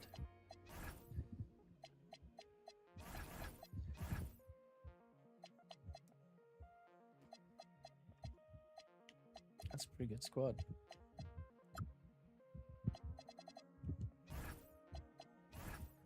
Where did I get that? Made a mill MT. Oh, that's nice.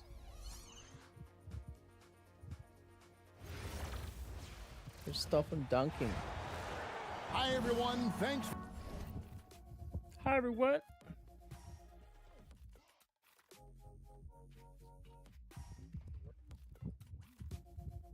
guys. He was winning. He was in playoff position. Alright, And so they listen fired him to anyway. Mike. Does that sound familiar? The Bucks Microphone. fired Griffin at 30-13. The Grizzlies fired Jenkins at 44-29. Jenkins literally got the Adrian Griffin treatment. Now, to be fair, there was context. Memphis had gone 0-4 against OKC that season, losing by an average of almost 19 points. They were 11-20 against teams with winning records. They beat up on bad teams and got exposed by good ones. And the front office had replaced 5 of Jenkins' assistant coaches the previous summer with their own hand-picked guys, which felt like they were setting him up for Shaq's, failure. man, this is On top crazy. of all of that, John Morant's off-court issues and injuries had made coaching Memphis borderline impossible. Jenkins wasn't given a fair shake at the end, and most people in the league knew it.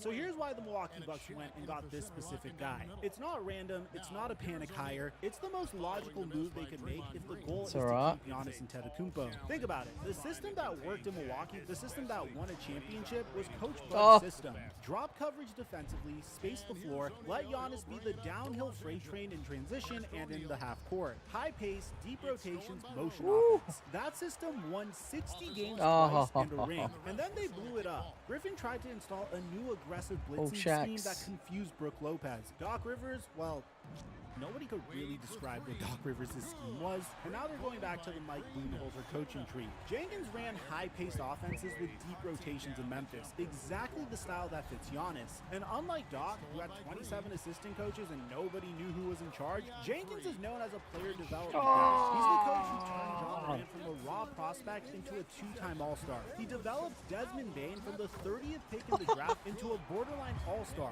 That's the kind of coach the Bucks need if they're going to rebuild the rotation around Giannis and whatever the roster is going to look like after the offseason. And he's 41 years old. He's not a retirement tour coach like Doc was at 64. He's modern. He's hungry. He spent the last year sitting out and watching from the outside. And you know he's been preparing for this opportunity. And it's not just the coaching fit on paper. The players are already responding to this hire. Bobby Portis, who's been in Milwaukee through all of this chaos, went on FanDuel's Run It Back and said the hire increases the odds of Giannis staying. Portis said the fact that Jenkins was already in Milwaukee during the Bud era helps because he has existing relationships with Giannis and their general manager. Obviously, he was in Milwaukee before, with Coach Bud during the first stint. He was one of the assistant coaches on the roster, so I think that kind of relationship with Giannis and that relationship with John Horst kind of just sits still with the franchise, so I think that kind of helps. That familiarity matters. When you've had 3 different coaches in 3 years, the last thing you need is another stranger walking in trying to figure out the locker room dynamics from scratch. Jenkins already knows the building. He knows the culture. He knows Giannis' game because he helped build it during that 60-win season. And reportedly, Jenkins is expected to meet with Giannis directly as part of this process. That's huge. That tells you the Bucks are treating this hire as a Giannis decision as much as a basketball decision. They know the stakes. If you get this right, there's a chance Giannis stays. And if you get it wrong, that trade request is coming. And that brings us to the elephant in the room in Milwaukee. Is Giannis staying? Because look, the Jenkins hire is smart. It checks every box. But Giannis has been sending some very interesting signals over the last few weeks. And none of them scream, I'm locked into Milwaukee long term. First, there was the Goran Dragic podcast. Giannis went on the debut episode of Dragic's show, and Dragic told him point blank, you're 31 years old, so you need to think about your needs. You need warm climate, man. And Giannis's response, Hey, Miami's not a bad place, man. Beautiful city, beautiful city.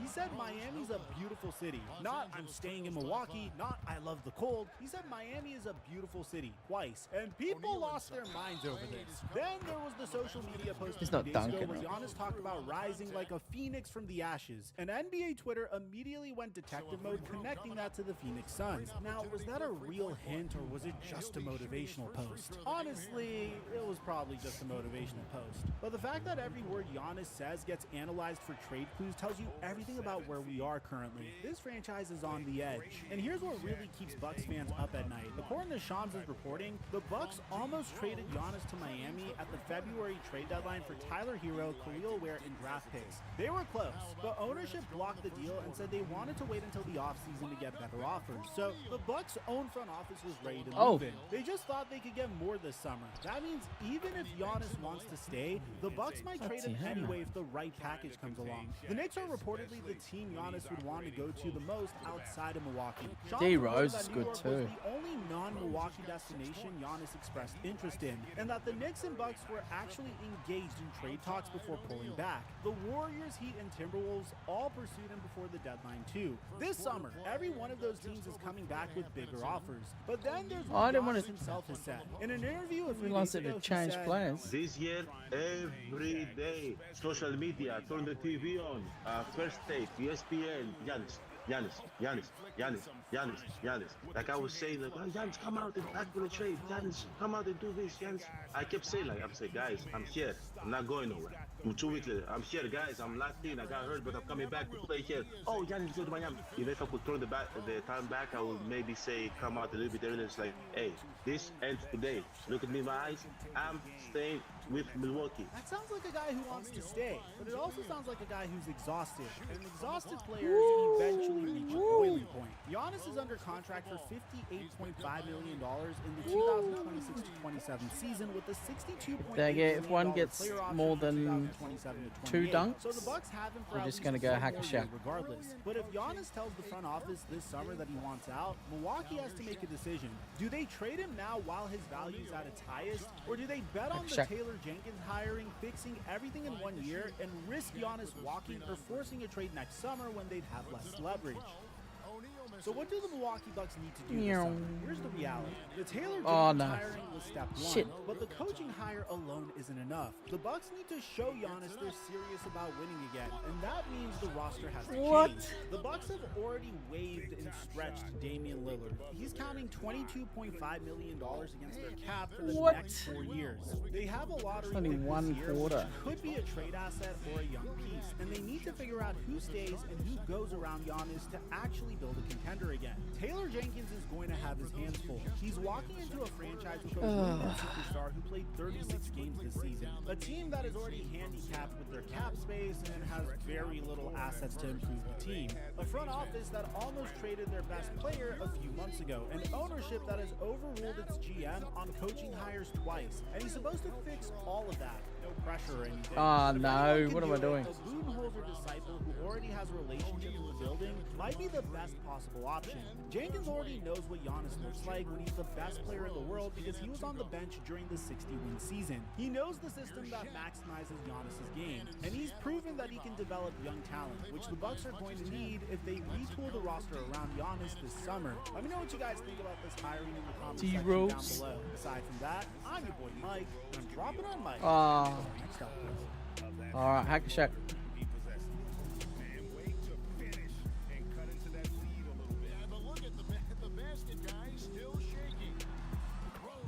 Gamers have been saying Game Pass is too expensive since the price hikes of last year, and now Xbox's new CEO agrees. Here's the quote: Game Pass Ultimate has become too expensive for too many players, so the price is going to be dropping, which is a novelty in and of itself for today. When is the last time that you recently saw a corporation lower its prices? But it's also a little suspicious because, let's be real, there's no way this is just about your complaints. Because even with a new CEO, even with leaks and rumors about Microsoft's pressure on Xbox to perform, this actually might be about bad timing more than it's about anything else. In October of last year, what was once the best deal in gaming became far worse. Game Pass Ultimate went from $19.99 to $29.99, so an increase of 50%. We're going to use the whole clock. PC Game Pass went from $11.99 USD to $16.49, an increase of almost 38%. Now, Xbox rationalized this as, quote, evolving Game Pass to offer more flexibility, choice, and value. So yeah, this was a good thing, and it was good because the deals now came with new subscription benefits like Fortnite Crew and Ubisoft Classics. And all tiers would now come with cloud streaming. But it did mean the day one games on Game Pass would now cost $360 a year. Which, hey, is a little bit of a cute number. Is that a bounce? But of course, that's only if you were lucky enough to be using the US dollar, because others in regions like Brazil saw prices double. The outcry was completely expected. Many people claimed to have cancelled in response, but of course, with Xbox under the thumb of Microsoft demanding profit margins of up to 30% according to many reports, it really didn't seem change as likely. Now, it has changed. that means there's not to analyze. The changes then, they say that in response to, quote, a lot of feedback we've gotten, Xbox has announced the prices will drop. Ultimate now costs $22.99, PC costs $13.99. That's $3 above the September price for Ultimate and $2 above that price for PC. Good. Which is really more in line with a normal yearly inflation adjustment than October's massive price hike. But there is a trade-off here. You see, to make this work, Call of Duty will no longer be added to Game Pass each year. It's still going to come to Ultimate and Game Pass PC, but it will be a year later, and it'll be during the holidays. Which will mean that when everyone else has moved on to the game that will follow up Modern Warfare 4, you'll be able to pick it up and play it. Now, the prior entries will stay available, but the newest entries will now be pay-to-play only, at least for their launch day and a year after. And that decision just might be a really telling part of the shift they have done here. But first, it is today's sponsor, Displays, and they're how I'm turning my home office and our new studio into places that actually feel like home to us. And take a look at this. This is the haul of gorgeous premium metal posters that I got. Now, I love propaganda art, so the Helldivers, remember the Greek one, was kind of a must. Then there's Expedition 33, one of the all-time greats. Oh. I love this gorgeous piece in clips. But to go in an entirely different direction, I also love the pulp. And my partner does even more so than me. She loves Godzilla, and here is full classic Godzilla Japanese movie poster. It's absolutely gorgeous, and it does live in my apartment. Now, of course, these will all be joining the rest of our display collection, because once you start, it's honestly kind of hard to stop. And basically, the reason why is their pitch is damn strong. Number one, metal, not paper. It just looks cool. And there are 3 different finishes: matte, gloss, and texture. I wasn't watching it. Texture is real neat. It prints a real 3D texture that you can see and feel. And it really shines on the Godzilla poster that I got. Now, a nice side effect of them being ferromagnetic is they mount to your wall with magnets. That means no damage to your walls, so if you're a renter, they're absolutely clutch. Or, say, like me, getting out of studio and you don't want to scar the walls and you want to be able to swap things around nice and easy, well, being a magnet system is just perfect for that. Now, they've got 200 plus licensed brands, plus 40,000 plus independent artists, and custom uploads of whatever you want to get printed. And to make things even better, we've hooked you guys up with a discount. So if you go to display.com/L/Bellular and use code Bellular, well, number one, every order will support the channel. But maybe more importantly for you, if you buy 1 display, you'll get 26% off. If you buy 2, you'll get 31% off. And if you buy 3 or more, you will get 26% off. So huge big discounts. They're an amazing supporter of the channel. With them, you can have the walls of your home actually reflect the things that you enjoy. I'm going to borrow a term from politics. It's called rolling the pitch. It's basically all that prep work that happens before some sort of big announcement. And it's only it was half very obvious that was going on here, because a week before the changes, Tom Warren at The Verge reported on a leaked internal memo from the new Xbox CEO, Asha Sharma. And in it, she said that Game Pass, quote, had become too expensive. Even then, it was fairly clear that this was not just about prices. So here's more of what was said. Quote, Game Pass is central to gaming value on Xbox. It's also clear the current model isn't the final one. Short-term, Game Pass has become too expensive for players, so we need a better value equation. Long-term, we'll evolve Game Pass into a more flexible system, which will take time to test and learn around. Right now, we're very much in the short term. Xbox now understands they cannot just raise prices. Now, Warren suggests that back in October, Game Pass prices went up in order to cover payouts made to Activision's Call of Duty studios for the day one inclusion of Call of Duty. And that's because, as reports have since confirmed, Game Pass is supposed to be ran as a profitable business for Microsoft. That means that whenever a game succeeds on the service, well, Xbox pays the studios to cover their input to that service. You see, by all accounts, Call of Duty on Game Pass cost $300 million to replace paid revenue that they would have got on Xbox and PC. And that, of course, means that they need to make more money from the public to pay for Call of Duty plus everything else, hence the price spike. Now apparently there were multiple levers in the works that could manage this sort of thing. Data mined examples suggest they might be rolling out first-party only subscriptions eventually, or even a combined Netflix and Xbox subscription in the future. Both of these would be a new entry point that would actually align with Sharma's comments. So it could definitely happen. Shack on shack. Working with the likes of Netflix, that could mean a bit of a new revenue source. It could mean appealing to a bit of a different audience. But even before this week's announcement, sources inside Xbox told Jez Corden on Windows Central that they were reconsidering Call of Duty. This quarter should be like 2 minutes. So basically, all the leaks It's and too long. rumors were lining up. And to us, there's a clear reason why this is the 2 first minute lever quarters, that they man. picked. You know, lowering prices and justifying that by removing Call of Duty. You see, in 2024, when Call of Duty Black Ops 6 was on Game Pass, it was still Circana's best-selling game of the year in the US. But in 2025, whenever Black Ops 7, a notably much worse game, was on Game Pass, it was Circana's best-selling game of December in the US, but it was only the 5th best-selling of the year. You see, when Xbox announced their price hikes, they expected people to leave Game Pass, and they would have calculated the new price to mitigate that factor. You know, they knew that it would cause churn. But what they couldn't have predicted was Call of Duty having such a drop in revenue, all while a chunk of the COD audience stayed on Game Pass. That was quite rough. So, one financial hit then could be mitigated, upping the price. 2, though, that's kind of unacceptable. Of course, the first thing mitigating is just Call of Duty being there. The second thing is Call of Duty big time underperforming. That's real bad for their balance sheet, and it's basically an example of one of their almost too big to fail style games hurting basically the rest of trying their to run to get the business. With rebound. Call Let of me Duty change leaving player. Game Pass has no longer got to pay out to Call of Duty teams, which means the Game Pass can make sense for its customers. So therefore, the price can be reduced. But this option does introduce a new risk, and that is that other first-party games may no longer arrive day and date on Game Pass in the future. Because, well, they've now broken a bit of a precedent there. But at least for now, Xbox has got a chance, and has taken a chance, to reset their consumer conversation whilst winning over hearts and minds.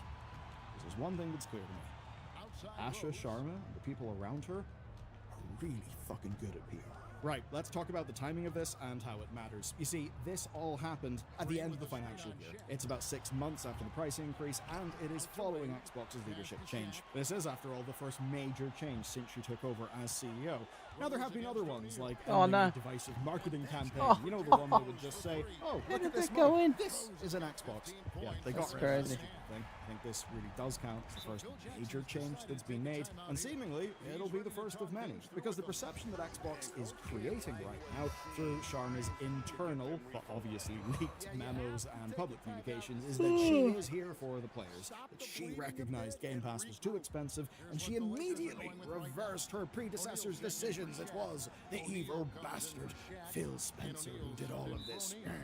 Obviously, it's not that. That's probably what a bunch of Xbots think. I really don't think that's what's going on here, because this is a huge, big corporation. So let's talk about the corporate side of things. Information passed to Jez Corden suggests that Microsoft has relented on their pressure on Xbox. You see, before there was this back and forth over a 30% profit margin for individual businesses, and now it would seem that pressure is weakening. And that is what would enable a change like this. It's a change that a Phil Spencer type absolutely could have made. Here's the quote from Jez's reporting. One thing I've heard recently is that Xbox has reduced margin pressure from the top down. This has given Xbox extra breathing room to work on features and systems that aren't directly tied to profitability. The kind of things that, as a consumer, you don't necessarily pay for, but that you benefit from in your day-to-day experience, which will thus increase Xbox's lifetime brand value for you. We might have to hack a shack. If Microsoft has taken their boot off Xbox's neck, and that's a huge if, then Xbox will get to make corporate decisions like this one. Of course, they can't change that association with Microsoft will trigger boycotts and anger, or that they'll be forced to, I don't know, integrate Copilot into things. But even so, they seem to have more control over at least some of their own decisions. Decisions that, in aggregate, can pay off. rather than just increasing 2, one 1, specific 1. revenue stream. And I think that is the So real if change. either of these Because at the very get least, in the previous a dunk, world, Xbox was we're never going to able Hack to Shack. be more than the sum of its parts.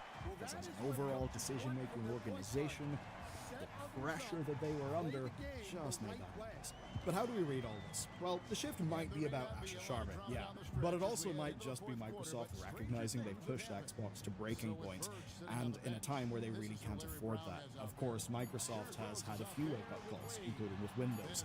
Maybe they're realizing that they're actually not invincible and that they're not too big to fail. That means Xbox's business seemingly being granted more room to try something new. And a possibility for that, via another Jazz Corden leak, is that Game Pass may shift you can to do an that. a la carte option. Basically, you would pay for a sub, and then you'd add or remove features as you wish. So if you don't care about cloud gaming or Fortnite crew, you can remove them. That's seemingly the sort of experiment they could try to actually do right now. Who knows? Maybe it could be a bit more similar to Audible credits. So where they're at now is they're basically working through a pipeline of games already in progress. However, by the time Asha arrived, it was after 3 years of cutting staff and cancelling many game projects. So their future slate may not be as strong as it could have been, because basically things that would only pay off in the medium to long term did seem to get cancelled quite rapidly in the prior era. So that's a big concern, but for right now, well, they have a pipeline of That's games, the one. and they have a hardware vision set in stone still as of 3 years minutes, ago. fuck. Game Pass and marketing then are the only levers that Xbox really has left to pull in the immediate. So they're pulling them. They are buying time with these changes, and they're hoping that we'll buy that they've changed. My takeaway? Talk is cheap. Action is what actually matters. They've taken a good action here. I'm absolutely going to support that. Do I trust the company overall? Not really. Do I think that this is as simple as Phil Spencer bad, Asha Sharma good? No, I think that's not the case. Of A course. lot of stuff was basically forced on Phil. I think that's pretty obvious when you go through all of the leaks and rumors and just things that have been reported over the last few years. I think it's basically Microsoft have realized, shit, we actually may materially hurt our business here, and they're probably just using that they've got a new face running the show as just a time to sort of say, hey, this is a little bit of a fresh start. In many ways, it isn't really a fresh start. It's probably as close to a fresh start as a company like this could do. Their PR spin will be that they have this new, young, dynamic leader who's hit the ground running and is nailing it, knocking out of the park. And I'm sure that that stuff may be true, but fundamentally she will be constrained by, well, Microsoft.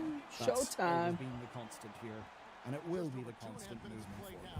Of course, I'm not saying this stuff is shit. Asha Sharma, from what I can tell, she's like a professional executive.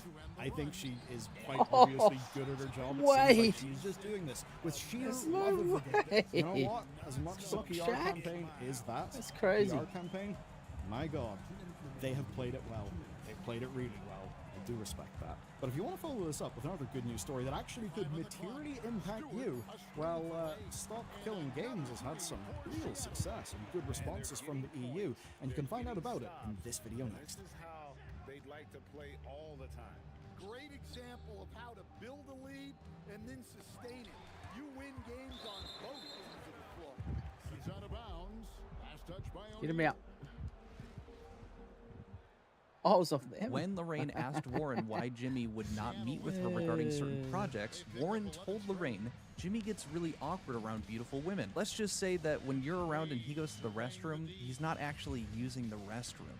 You guys aren't going to believe this, but there is a lawsuit going on right now against Mr. Breast Industries. I'm pretty sure there's multiple that are active against them right now, but we got a new one, and it's got a lot to it. A lady by the name of Lorraine Mavra-Matisse, I hope I'm saying that correctly, I believe she's Brazilian. She is alleging a number of not so great things in her lawsuit against Beast Industries. In no particular order, we've got the classic toxic workplace, which we've heard before, but also Also, sexual Shump it. harassment coming from James Warren, might be a name you guys remember. Gender discrimination, retaliation against her for making some reports about how she was being treated, which inevitably led to wrongful termination that she's also claiming, as well as some maternity leave violations. Now, the other big thing is that Mr. Beast's team has put out some responses, some counters to her claims, and we're going to be going over those as well. We don't really have any other evidence aside from what Mr. Beast's team has put out so far, so my goal here is to show you guys that stuff, give you a few ideas as to where this might be going, you know, coming from this genius lawyer over here, and hopefully keep you up to speed before any other big updates in this case. Also, apologies if I seem a little low energy. I did not get to sleep well, but regardless, let's jump into this bad boy. So here is, of course, the legal documentation. We're skipping ahead because some of this is just introducing Mr. Beast thing.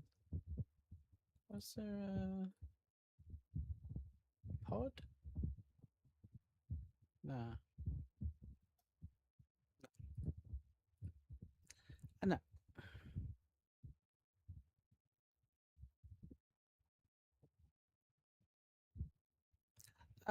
No. Oh, what's this?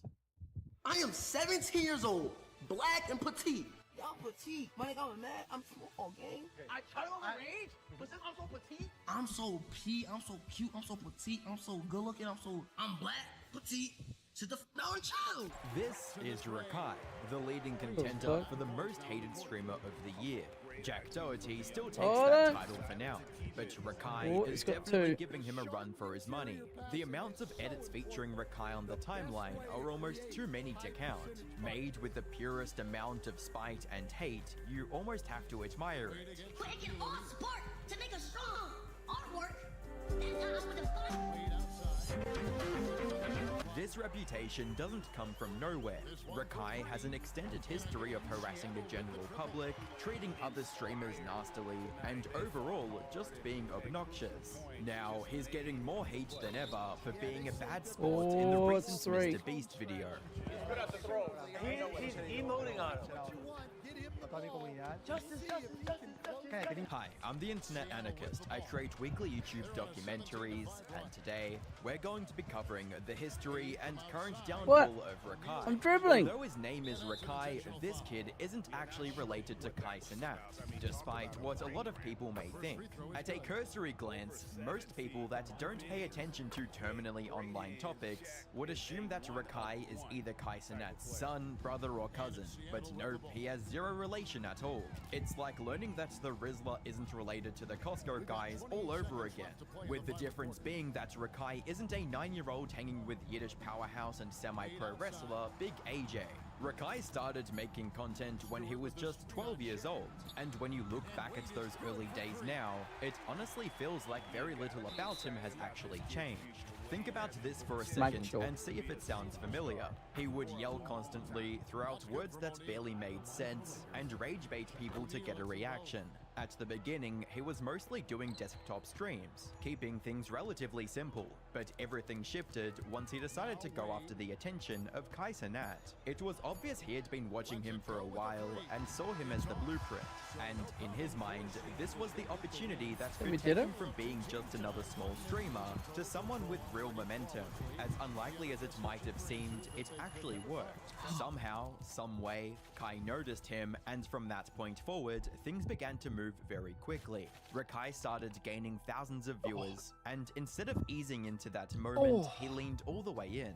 Whenever he got the chance to interact with Kai, especially on calls, he turned the volume up even more, making sure he stood out in the loudest way possible. What began as a simple interaction didn't stay small for long, because their chemistry clicked in a way that made it clear Rakai had found himself in the right place at the right time. Before long, they were working together regularly, and Rakai became closely tied to Kai's circle, to the point where by the time events like Mafiathon 2 came around, he was someone people recognized. As his presence online kept growing, the reality of what it was costing him started to show.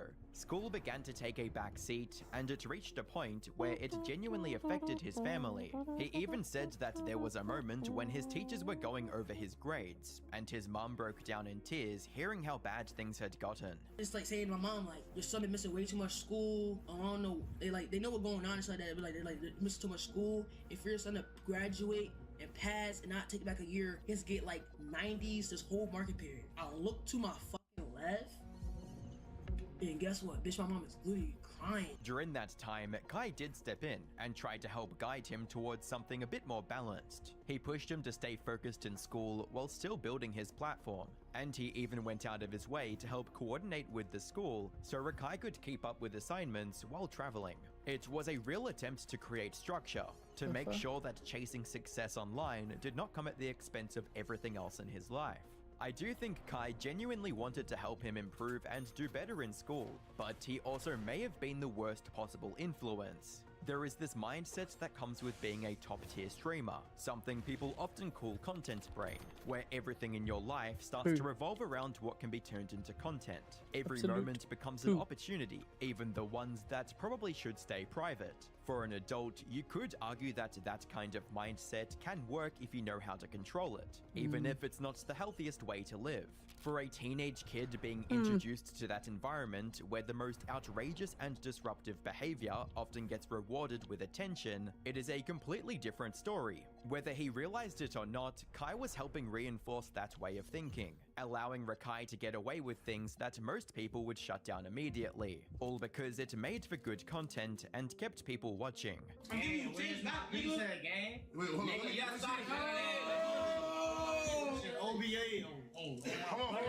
A perfect example of this unintentional incentivization happened during Kai's Streamer University marathon. Rakai was already on a rampage at that point. He ended up getting involved in this mock Orbeez gun war, and he was clipped with a bunch of others firing water gel pellets into a crowd of creators. One of them, a female streamer, got hit in the eye and had to be hospitalized. Kai Cenat went live for a minute and said he was heading to the hospital because of it. And to be fair, Rakai wasn't the only one doing it. Everyone was shooting everyone. It was just part of the chaos. But that didn't matter in the end. Rakai had been acting out the whole event, and eventually Kai expelled him from Streamer University. He told him to pack his stuff and end the stream, but then later he just let him come back like nothing happened. And the craziest part is, that same day, Rakai hit his all-time peak with over 233,000 concurrent viewers. That's basically the whole dynamic right there. Kai puts on this act, tries to look strict like he's setting boundaries and getting Rakai in line, but he always folds as long as the content is hitting. And yeah, maybe Kai really thinks he's doing what's best for him, but at a certain point, that doesn't mean anything when this is what it turns into. By the time Mafiathon 3 came around, you could feel that something had changed between them. The dynamic was not as simple as it once was, and it started to feel like the person who had opened so many doors for Rakai was beginning to run out of ways to guide him. When you look at the history of Rakai's controversies and antics, it really feels like a death by 1,000 cuts. There wasn't one massive moment early on where everyone suddenly decided he was cancelled. It was more of a series of smaller incidents that kept piling up over time. He had already been banned from Twitch once, but the second ban came not long after. He went live while texting and driving. At the time, he was only 16 and had just got his license, so it made the whole situation worse. While he was on his phone, the car actually swerved and he had to slam on the brakes to avoid something. Oh shit! Oh my god! Oh shit! Oh, what's I playing? That clip spread quickly and led to his second ban, along with a lot of backlash. After that, his behavior didn't really improve. If anything, it got worse. It reached a point where even Kai seemed to be getting fed up with it. Although, it's hard to tell if he was genuinely annoyed or just playing into it for the stream.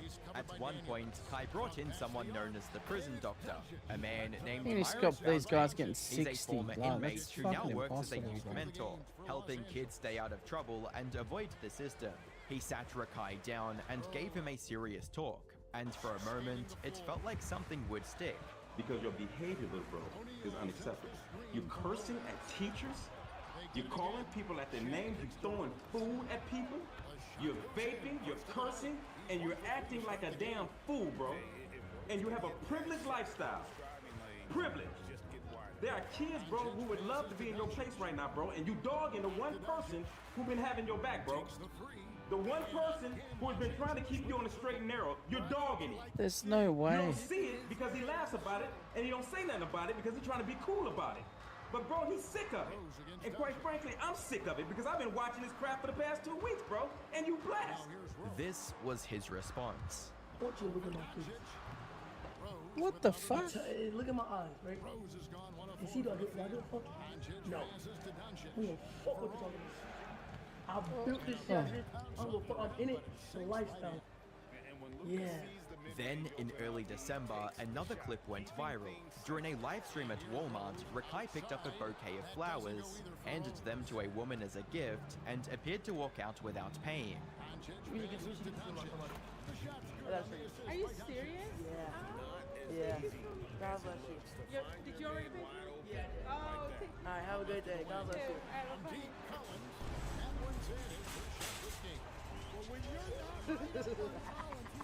He later claimed his assistant paid for it behind the scenes, but Twitch still banned him. Whether an assistant actually paid or if it was damage control is still up for debate. This got a ton of backlash from pretty much everyone online at the time, and it even came up at the Streamer Awards when Cutie Cinderella made a joke about it. Is he hiding? Rakai? Question.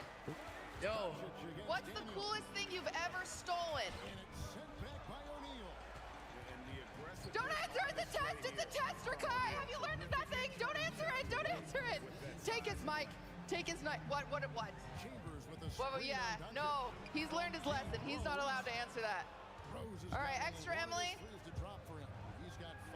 Good day. Yeah. Now that you guys know the context of the joke, it doesn't seem that bad, because you know she's referencing what he did at Walmart. But for others that had no idea what she was referencing, they just saw this woman call out some black guy and ask what he's stealing, which is a pretty hilarious miscommunication.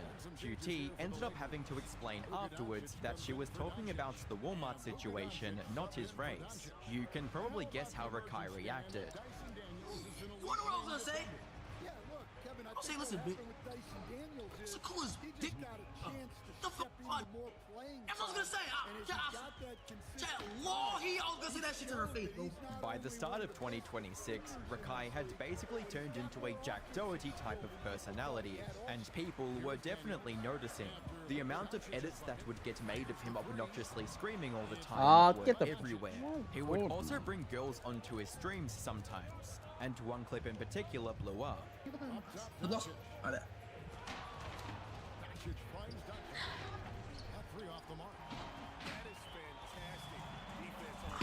I need it, Chad. I need it. I want it. I need it. I need it. I need it. Body T. She smells mad good. She looks mad good. Like, just fucking perfection, nigga. Perfection, nigga. Every single Rakai clip I've seen has been without my consent. We need to ship this fella in a box to Libya. What? Really? You got cheated on? Say I got you cheated. You got cheated on. Yes! I told you to stick to the plot. Even the people he was collaborating with in real life seemed the like hell? they were getting tired of him. There was one moment where another streamer called him out in the car and made fun of his huge caveman mouth, and Rakai didn't even know how to respond. Why your mouth always open this big? Like, close your fucking mouth. Like, your mouth like this. Like, bitch, close your fucking mouth, bro. Nobody wants to smell that. To that point, it felt like everything was building towards something bigger, and eventually that moment came when Rakai ended up on Mr. Beast's show. On April 4th, Mr. Beast hosted a two-part competition bringing together 50 popular streamers to compete for $1 million. And shockingly, Rakai was one of the 50. In the video, Mr. Beast says that these are the biggest streamers, but he is using that word very lightly, seeing as how Dan Clancy, the CEO of Twitch, was in the 50 and can barely average 200 viewers. Regardless, during the competition, Rakai somehow made it to the final 4, and during the livestream, he eliminated a beloved Spanish creator named El Rubius. Instead of showing sportsmanship, he Fortnite L-danced while El Rubius was trying to give an emotional statement to the camera. Swing shot. Ain't no way. He's good at the throws. He's emoting on him. A toda mi comunidad. Justice, justice, justice, justice. Cállate, niño, anda. Cállate, niño. Niño, cállate. Cállate, anda. Cállate, cállate. This got so much backlash and was hated universally by everyone. Even the last 2 competitors were so annoyed by this that they teamed up temporarily just to eliminate Rakai. You crying? Why you crying? A tear gonna come out? You crying, bro? Bro, the more you cry, the more I want to get you out. The less you cry, I won't get you out. Are you for real, bro? Making him cry. He's like, yeah, y'all all targeting me. What you gang? You got 3 hearts. He has 2. Yeah, you have 3 too. He has 2 hearts. He should be the one crying. He should be crying. I'm the one that hit him. On the viewer side, Twitter was swarming with tweets calling out Rakai. Mr. Beast even responded with a sad face. As I'm writing this, it's still overwhelmingly filled with hate towards Rakai. You might be wondering, this doesn't even seem that bad compared to what he has done in the past. What's the difference this time? The difference is that El Rubius has an extremely devoted and large Spanish-speaking following. And when they saw this clip, it basically started a race war on Twitter.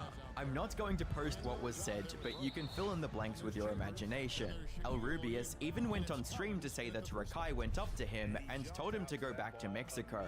Rakai even commented on how crazy the hate wave was, saying that there were levels to this. I'm gonna tell y'all right now, chat. I get hate oftenly. I'm gonna keep it buck, bro. I get hate oftenly. I'm gonna keep it stacked. But it's levels to hate, gang. It's texting me, bro. And I'm gonna say GTA, Twitch, chill. I'm gonna say GTA, it's texting my phone and saying, I hope somebody shoots you and your whole intestines blow up so you have no open casket. Death threats are never a cool thing to do.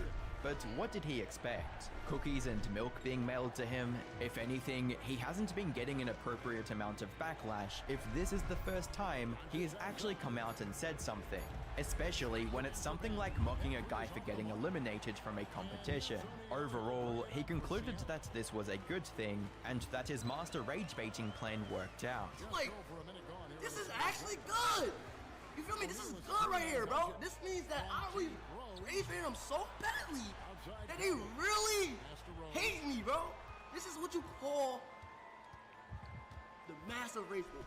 This controversy has started rumors that Rakai has been permanently banned from anything Mr. Beast related in the future, which is not officially true yet. The only thing Mr. Beast has said about the situation is the previously mentioned sad face. However, there is some circumstantial evidence that might indicate Rakai was shadow banned without any public comment. Rakai was escorted out by security, did not receive a consolation prize, and was not treated with the same courtesy extended to other eliminated streamers. In contrast, the Mr. Beast team sent El Rubius a cake as a gesture of goodwill. There probably isn't an official ban on Rakai when it comes to Mr. Beast content, but I doubt we'll be seeing him in any future videos. To state the obvious, Rakai knows exactly what he's doing. Almost all of these clips are staged. Like, do you really think they accidentally went through the car wash in a convertible? Or is it more likely that they are recreating Three Stooges bits in order to clip farm? Even in situations when it's not staged, like with Mr. Beast, Rakai is still playing into this rage-baiting type of character because he knows what gets views. The question then is how much of this rage-baiting character is actually an illusion and how much of it is real? Rakai is a streamer, so it's not like he can just go into character for a few hours in a pre-recorded setting. Some of these streams can go for 12 or more hours. If the character you are playing is someone that takes up the majority of your everyday life, how much of it is actually a mask? When does it just start becoming who you actually are? In Rakai's case, it feels like he figured out at an early age that doing annoying things or rage baiting got him the most views. So he stuck with it until he couldn't do anything else. It's like he put on the mask and eventually couldn't take it off anymore, because this character he plays all the time is the only thing he thinks can stick in order to get views. So it became who he actually is. It's like the Wojak bell curve meme. The dumb guys see a video of Rakai accidentally going into a car wash with a convertible and go, "Ooga booga, wow, this guy must be dumb." The median middle of the road jacks go, actually, this is fake and set up to get views. Rakai knows what he is doing, bro. He played you all. Then the super geniuses agree with the dumb guys and conclude that, yeah, Rakai is dumb. He's a man that has been fully strangled by a mask of his own creation. Or he's just dumb. Oh. Watch that.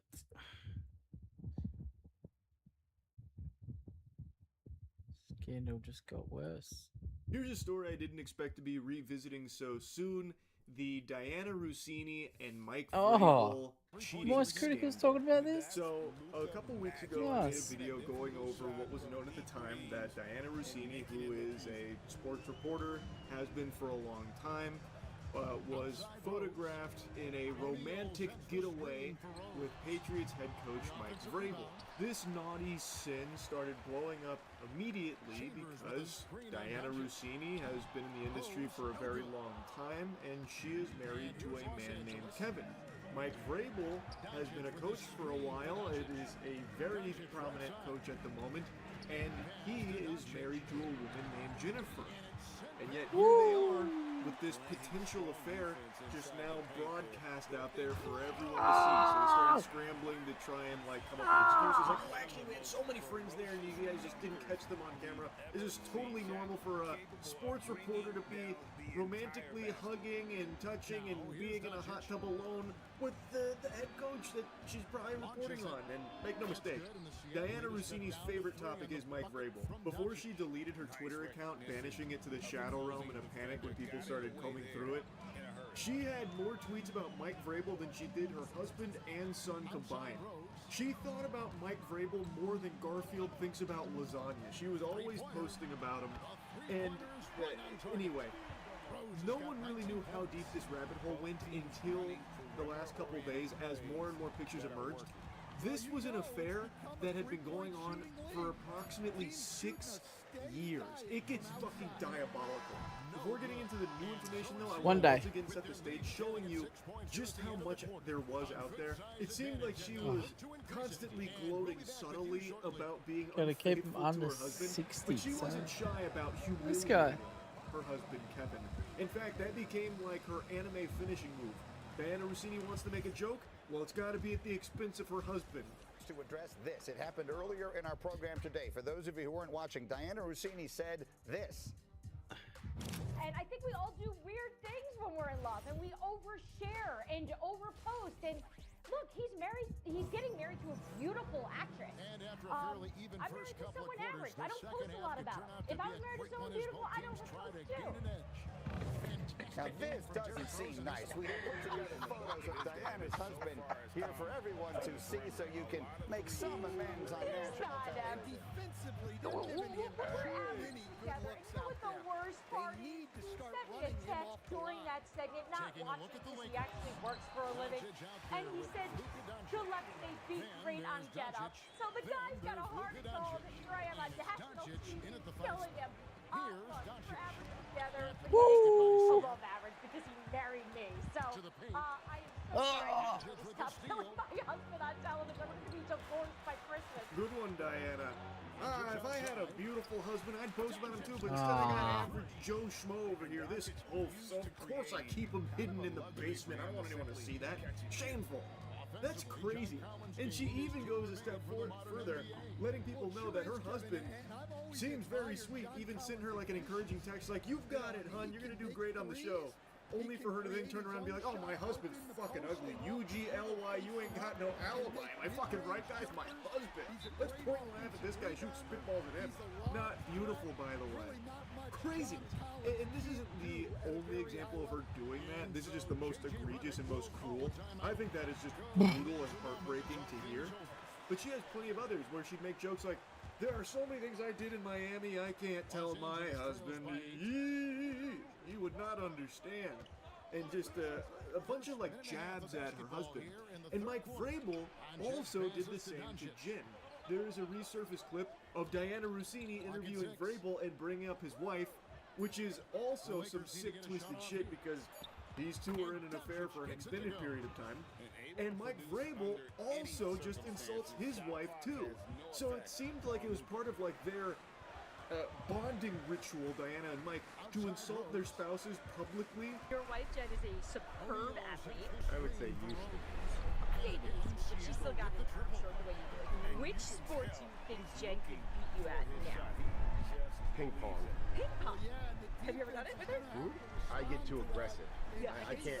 After it's 2 volleys, I just try to. Real classy stuff there, Mike. What an excellent answer. Your No. wife is a superb athlete. Oh, well, I wouldn't go that far. I don't know about that. Actually, used to be is more appropriate. That's the correct term. She is no longer. But Diana, speaking of superb athletes, how about you? Gold medalist in the Dickus. The cockpit. Am I right, Diana? We're fucking. That's what I'm saying. Yeah. You want me to compliment you, don't you, Diana? Here, let me belittle my wife. Let me put her down in front of you, Diana, so you know that I care more about you than my wife, huh? Good stuff, Mike. Really incredible stuff. Point is, Diana Rossini and Mike Vrabel weren't exactly overly shy about farting on their spouses here in the public eye, making them kind of a joke and insulting. What? Now, the aftermath of those initial photos and initial information that came out was Diana Rossini's resignation. How do you not fucking block that man? Athletic. Mike Vrabel also Jesus just recently made a Christ. statement. But there's been even more new information. It has truly been Pandora's box that's been opened on this topic. There are so many photos of them together dating all the way back to 2020. That is, these photos right here. These were taken in March 2020, and they show Diana Rossini and Mike Vrabel getting intimate publicly. That looks to be a smooch coming in there. I'm no private eye, but I can say with a high level of confidence that right there is a kiss. I would eat my left shoe if it turned out to be anything but a romantic exchanging of saliva. So I think it's pretty clear these two had been seeing each other for an extended period of time behind the backs of their significant others. These photos were taken approximately like 6 months before Diana got married to Kevin. And what becomes even more evil is Diana Rossini's son was born in August of 2021. And guess what the son was named? Michael. That's fucking crazy because her son now shares the same name as the man that she's cheating on her husband with. Again, I'm not a detective, but I can follow a stinky smell, and I think these breadcrumbs have got quite the odor. I don't think that's any kind of innocent coincidence, especially when you take a look at further evidence from her tweets like this. Keep looking at my almost 4-day-old son Michael whilst trying to figure out who are the best Michaels to ever play and coach in the NFL. Mike Vrabel was formerly a player in the NFL and is a head coach in the NFL, formerly with the Titans, now with the Patriots. I mean, that tweet is 4 days after her son was born, and she's instantly talking about a potential best coach named Michael. That's kind of weird. And she had been routinely cheating on her husband with a coach named Michael Vrabel. I mean, it doesn't take a genius here to piece this puzzle together. That's fucking disgusting, man. I feel so bad for her husband. Now anyway, like I mentioned, Mike Vrabel also made a statement loosely addressing everything that was going on here. He didn't get into the weeds of it, but he did give a statement which does contradict what was coming from Diana Rossini's camp that was kind of outright denying all of it. Mike Vrabel's is a little more pointed about what's going on. You know, I've had some difficult conversations with people that I care about, the family, the organization, the coaches, the players. Those have been positive and productive. We believe that Wait for him to run in front. you have to make good decisions. That includes me, that starts with me. We never want our actions to negatively affect the team. What? Distraction. Fucking block, bro. Questions that the answers to the continue with the team or keep it private? So he seems to be much more about saying that he's made some decisions that tell him, go Larry. against what he believes is, you know, But Larry? acceptable. It's not up to his standards, but he doesn't actually start talking about cheating on his wife with Diana Rossini, but you can tell that that's what that's in regards to this whole story here. He's not denying it or anything fully, or anything like what Diana Rossini and her team tried to do with like all these excuses that obviously didn't make any sense. So his is a little more directly talking about it and not just shooting it down. And he's talking about how like he's talked with the team and stuff, that kind of thing. He's keeping other things private, and he's talking with his family. But yeah, anyway, pretty crazy how much has come out now about these two. I am blown away by the amount of photos that exist of these two together over Absolute cheats. I don't know how they were able to keep the cheating a secret for this long. It's fucking gross stuff, man. Especially Diana Rossini naming Hurry her up, man. son What are we Mike, waiting for, 2K? seemingly after Mike Vrabel, the man Get back she in the has cheated on game, her man. What are we husband with fucking waiting 6 for? fucking years. That actually had me Fuck, audibly man. go, oh, when I saw that. Crazy stuff, man. It really is. Anyway, I just had to give you the Jesus follow-up. Christ, That's man. about it. So yeah. I've actively followed the David case since the information started breaking 7 months ago, and I want to give you the latest update on it. So 2 days ago, most of you know, David was arrested following a lengthy investigation, but he wasn't immediately charged. He was held without bail, but they didn't announce any charges at the time. Today that has changed. They have announced the charges here, and if found guilty, they could carry a maximum penalty of life in prison or even the death penalty. That tell you These missed one. charges Fuck, include man. the most serious charges that a DA's office can bring. That is first-degree murder with special circumstances. The special circumstances being lying in wait, committing this crime for financial gain, or murdering a witness in an investigation. Good. These special circumstances carry with it, along with the first-degree murder charge, a maximum sentence of life without the possibility Bounces of the wrong parole way. or the death penalty. Anyone who's followed this case even loosely probably isn't surprised to hear those charges being announced there. The evidence Get has on him. been overwhelming. He hasn't been found guilty yet, but I gotta tell Who's you, that guard, I think man? even Saul Goodman would struggle handling a case like this. And these aren't the only charges he's facing. There's also additional charges as well. Before I get into the actual charges, and there are additional charges What is against What is Mr. Collins Burke, doing? including continuous Twitch. sexual acts, lewd and lascivious sexual acts with an individual under 14 years old, and mutilating a human remains of a body. This case is about as disgusting as it gets. And again, it did take a while getting here, but I imagine the fact that they have now arrested and brought these charges forth means that they have sufficient evidence to prove, beyond a shadow of a doubt, that David is guilty of these crimes for which he is accused. There is an Might jump overwhelming off amount of soon, evidence available to the public, by the way, right there at your fingertips. And even still, and I know I mentioned this in the last video, but I just can't get over just how bafflingly insane this is.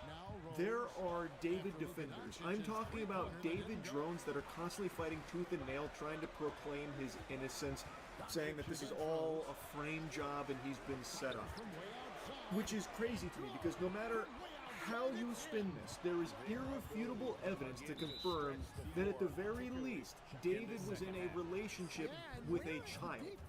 And these dummies for David, this movement here, likes to plug their ears to that fact and just dodge it. But it's like trying to dodge the rain. It's impossible to overlook that because it is fucking vile. And it is not based on circumstantial evidence, which is the buzzword they love to use in regards to this case when defending David. That is provable that he was dating Celeste Rivas Hernandez, Hey? a child. And according to authorities, his motive for her murder was to protect his career because she had apparently Collins, threatened to get on report him! their sexual Fucking hell, man. relationship. She was reported missing by her family in 2024 when she was 13. What are you doing, bro? And according to the Motherfucker looks allegation in a stoned criminal or some complaint, shit. the singer engaged in continuous sexual abuse of her for at least a year from September 2023 to September 2024. And then when she was 14, they believe she was killed with a sharp object on Oh or my around God. April Why- 23rd why would of you go there? 2025 when she was heading to the singer's house in the Hollywood Hills. This is the first time her cause of death has been publicized. Her body was chopped into pieces and stuffed in the back of David's trunk, his vehicle's trunk. So it was especially difficult for authorities to figure out what actually killed her here, because her body was decomposing and in pieces, which is where that mutilation of human remains charge comes from. Now I want to briefly opine on that motive they allege here in this case, because based on all available information, that does check. There are photos and videos of David and Celeste together, and members of his community knew about their relationship.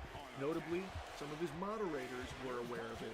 Though, according to their own PR statement they put out to try and debunk the claims that they knew about it and said nothing, they defended themselves by saying that yes, they knew about her, but they didn't know her age nor her status as a missing person. I have no idea if that's true or not, or if they're just desperately trying to cover their own assholes there. Oh, But it's the point Showtime. is, people did know David was in a relationship with this girl, and if she made a reference to letting people know her age, then it stands to reason that David would panic, fearing that it would jeopardize his career, which was blowing up at the time. And maybe in that panic, he took drastic measures and killed her in order to protect that from getting out. Calling People versus David Anthony Burke. That's case number 26 CJC F02399. Good morning or good afternoon, Your Honor. Blair Burke, Marilyn Bednowski, and Regina Peter on behalf of our client, David Burke, who's in custody. Thank you. Good afternoon, Mr. Burke. Thank you. And counsel on Got it. behalf of your client, do you waive formal reading of the complaint, advisement of rights, including armed forces and veterans' rights, enter a plea of not guilty, denying any and all special allegations, enhancements, and priors? Yes, Your Honor. Now, unsurprisingly, David and his legal team are entering a plea of not guilty. They are looking to fight the charges. That should not come as a surprise to anyone. This shouldn't be something that has someone's mouth fucking hit the floor, jaw agape, recoil, and fly into the back of their chair like, what? Who could have seen that coming? That is standard procedure. There is no dimension in the multiverse where David was going to come in here fucking representing himself and just be like, yeah, I'm guilty, and I'm sorry, and then hit like a fucking power chord on the ukulele. That was never going to be the case. Because if he does plead guilty, he is facing those charges head on, and he might avoid the death penalty, but it's still going to be What's the life last in one, prison. So there was rebounds? always going to be a not guilty plea entered from David's team here. That is not a shock at all. So we are asking for a preliminary hearing to be set at the earliest possible date on the 10th day. Your Honor, we believe the actual evidence will show David Burke did not murder Celeste Rivas Hernandez, nor was he the cause of her death. And we would like to be able to have the evidence come into the light of day at the earliest opportunity in order to establish that. We're asking for April 23rd as a 3 of 10, Your Honor. 25? Anything from the people? We'll be very happy to put on the evidence that we've collected in this case in the last several months. Thank you. So the matter will be set. Plea of not guilty has been entered on. So David's team is looking to move lickety-split. They're trying to speed run this process here. They're going for a court any % gold split, and everyone's willing to play ball here. The other side saying, okay, you know what? We're extremely happy to do that. We would love to showcase the evidence that we've compiled over these 7 months. And what was very surprising is what came after this section. Given almost no discovery thus far, we've received a 3-page follow-up report, no autopsy report, and a copy of the complaint. And we would ask the people respectfully to produce discovery at the earliest opportunity. Your Honor, as I indicated to counsel, there's approximately 40 terabytes of discovery in this case. Moreover, in order to obtain the transcripts from a grand jury investigation, counsel has to file a motion. She knows the way the system works. I'm not able to gather those. They have to be provided after the court orders them released because it was an investigation. Second of all, if counsel plans on going to a preliminary hearing within the 10 days, it is unlikely that there will be very much discovery provided within that period, given the voluminous nature and how long it's going to take to copy onto I might drives. start getting some of 40 these ones. fucking terabytes of evidence they have gathered against David from the sound of things. That is an unfathomable amount. Now, the way that that information just came out, the chess pieces that got set up on the board here were David's team made a mention of the discovery, or lack thereof, that they were unsatisfied really with where discovery was there.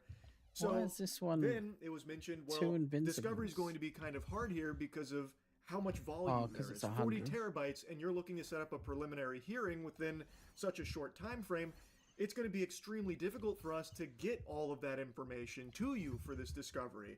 And also, they made a reference to discovery with, like, the grand jury. 15. Can't really do anything about that. That needs to come from a court order. Oh, but that'd the be good. shocking piece of information there was how much evidence they seemingly have against David here from their investigation. I think that's it for 40 2K. We'll terabytes jump on is some a football, I reckon. ridiculous amount of anything in general. So that's a lot. That really is a lot. That caught me by surprise, because there's a lot of evidence out there available to the public in this case about David and everything here, but 40 terabytes is more than I would have possibly envisioned for this. So anyway, it looks like they're going to be moving this along very fast. So I guess we'll be getting more and more information pretty quickly. I just wanted to give you the update to things now that the charges are out there. And again, personally, I feel David is definitely guilty in the murder of Celeste Rivas Hernandez. YouTube, I think all guys. of the evidence points to him being I'll the be on only Kick if you want one to keep that watching. it could possibly be. I don't think he was framed. Catch you And tomorrow, again, guys. it is proven we're that he closing was off in the a YouTube. relationship with this Jump over to child. Kick. So that additional charge of the lewd and lascivious acts with a minor, I think there is no possible defense they could even begin to squeak out there in that.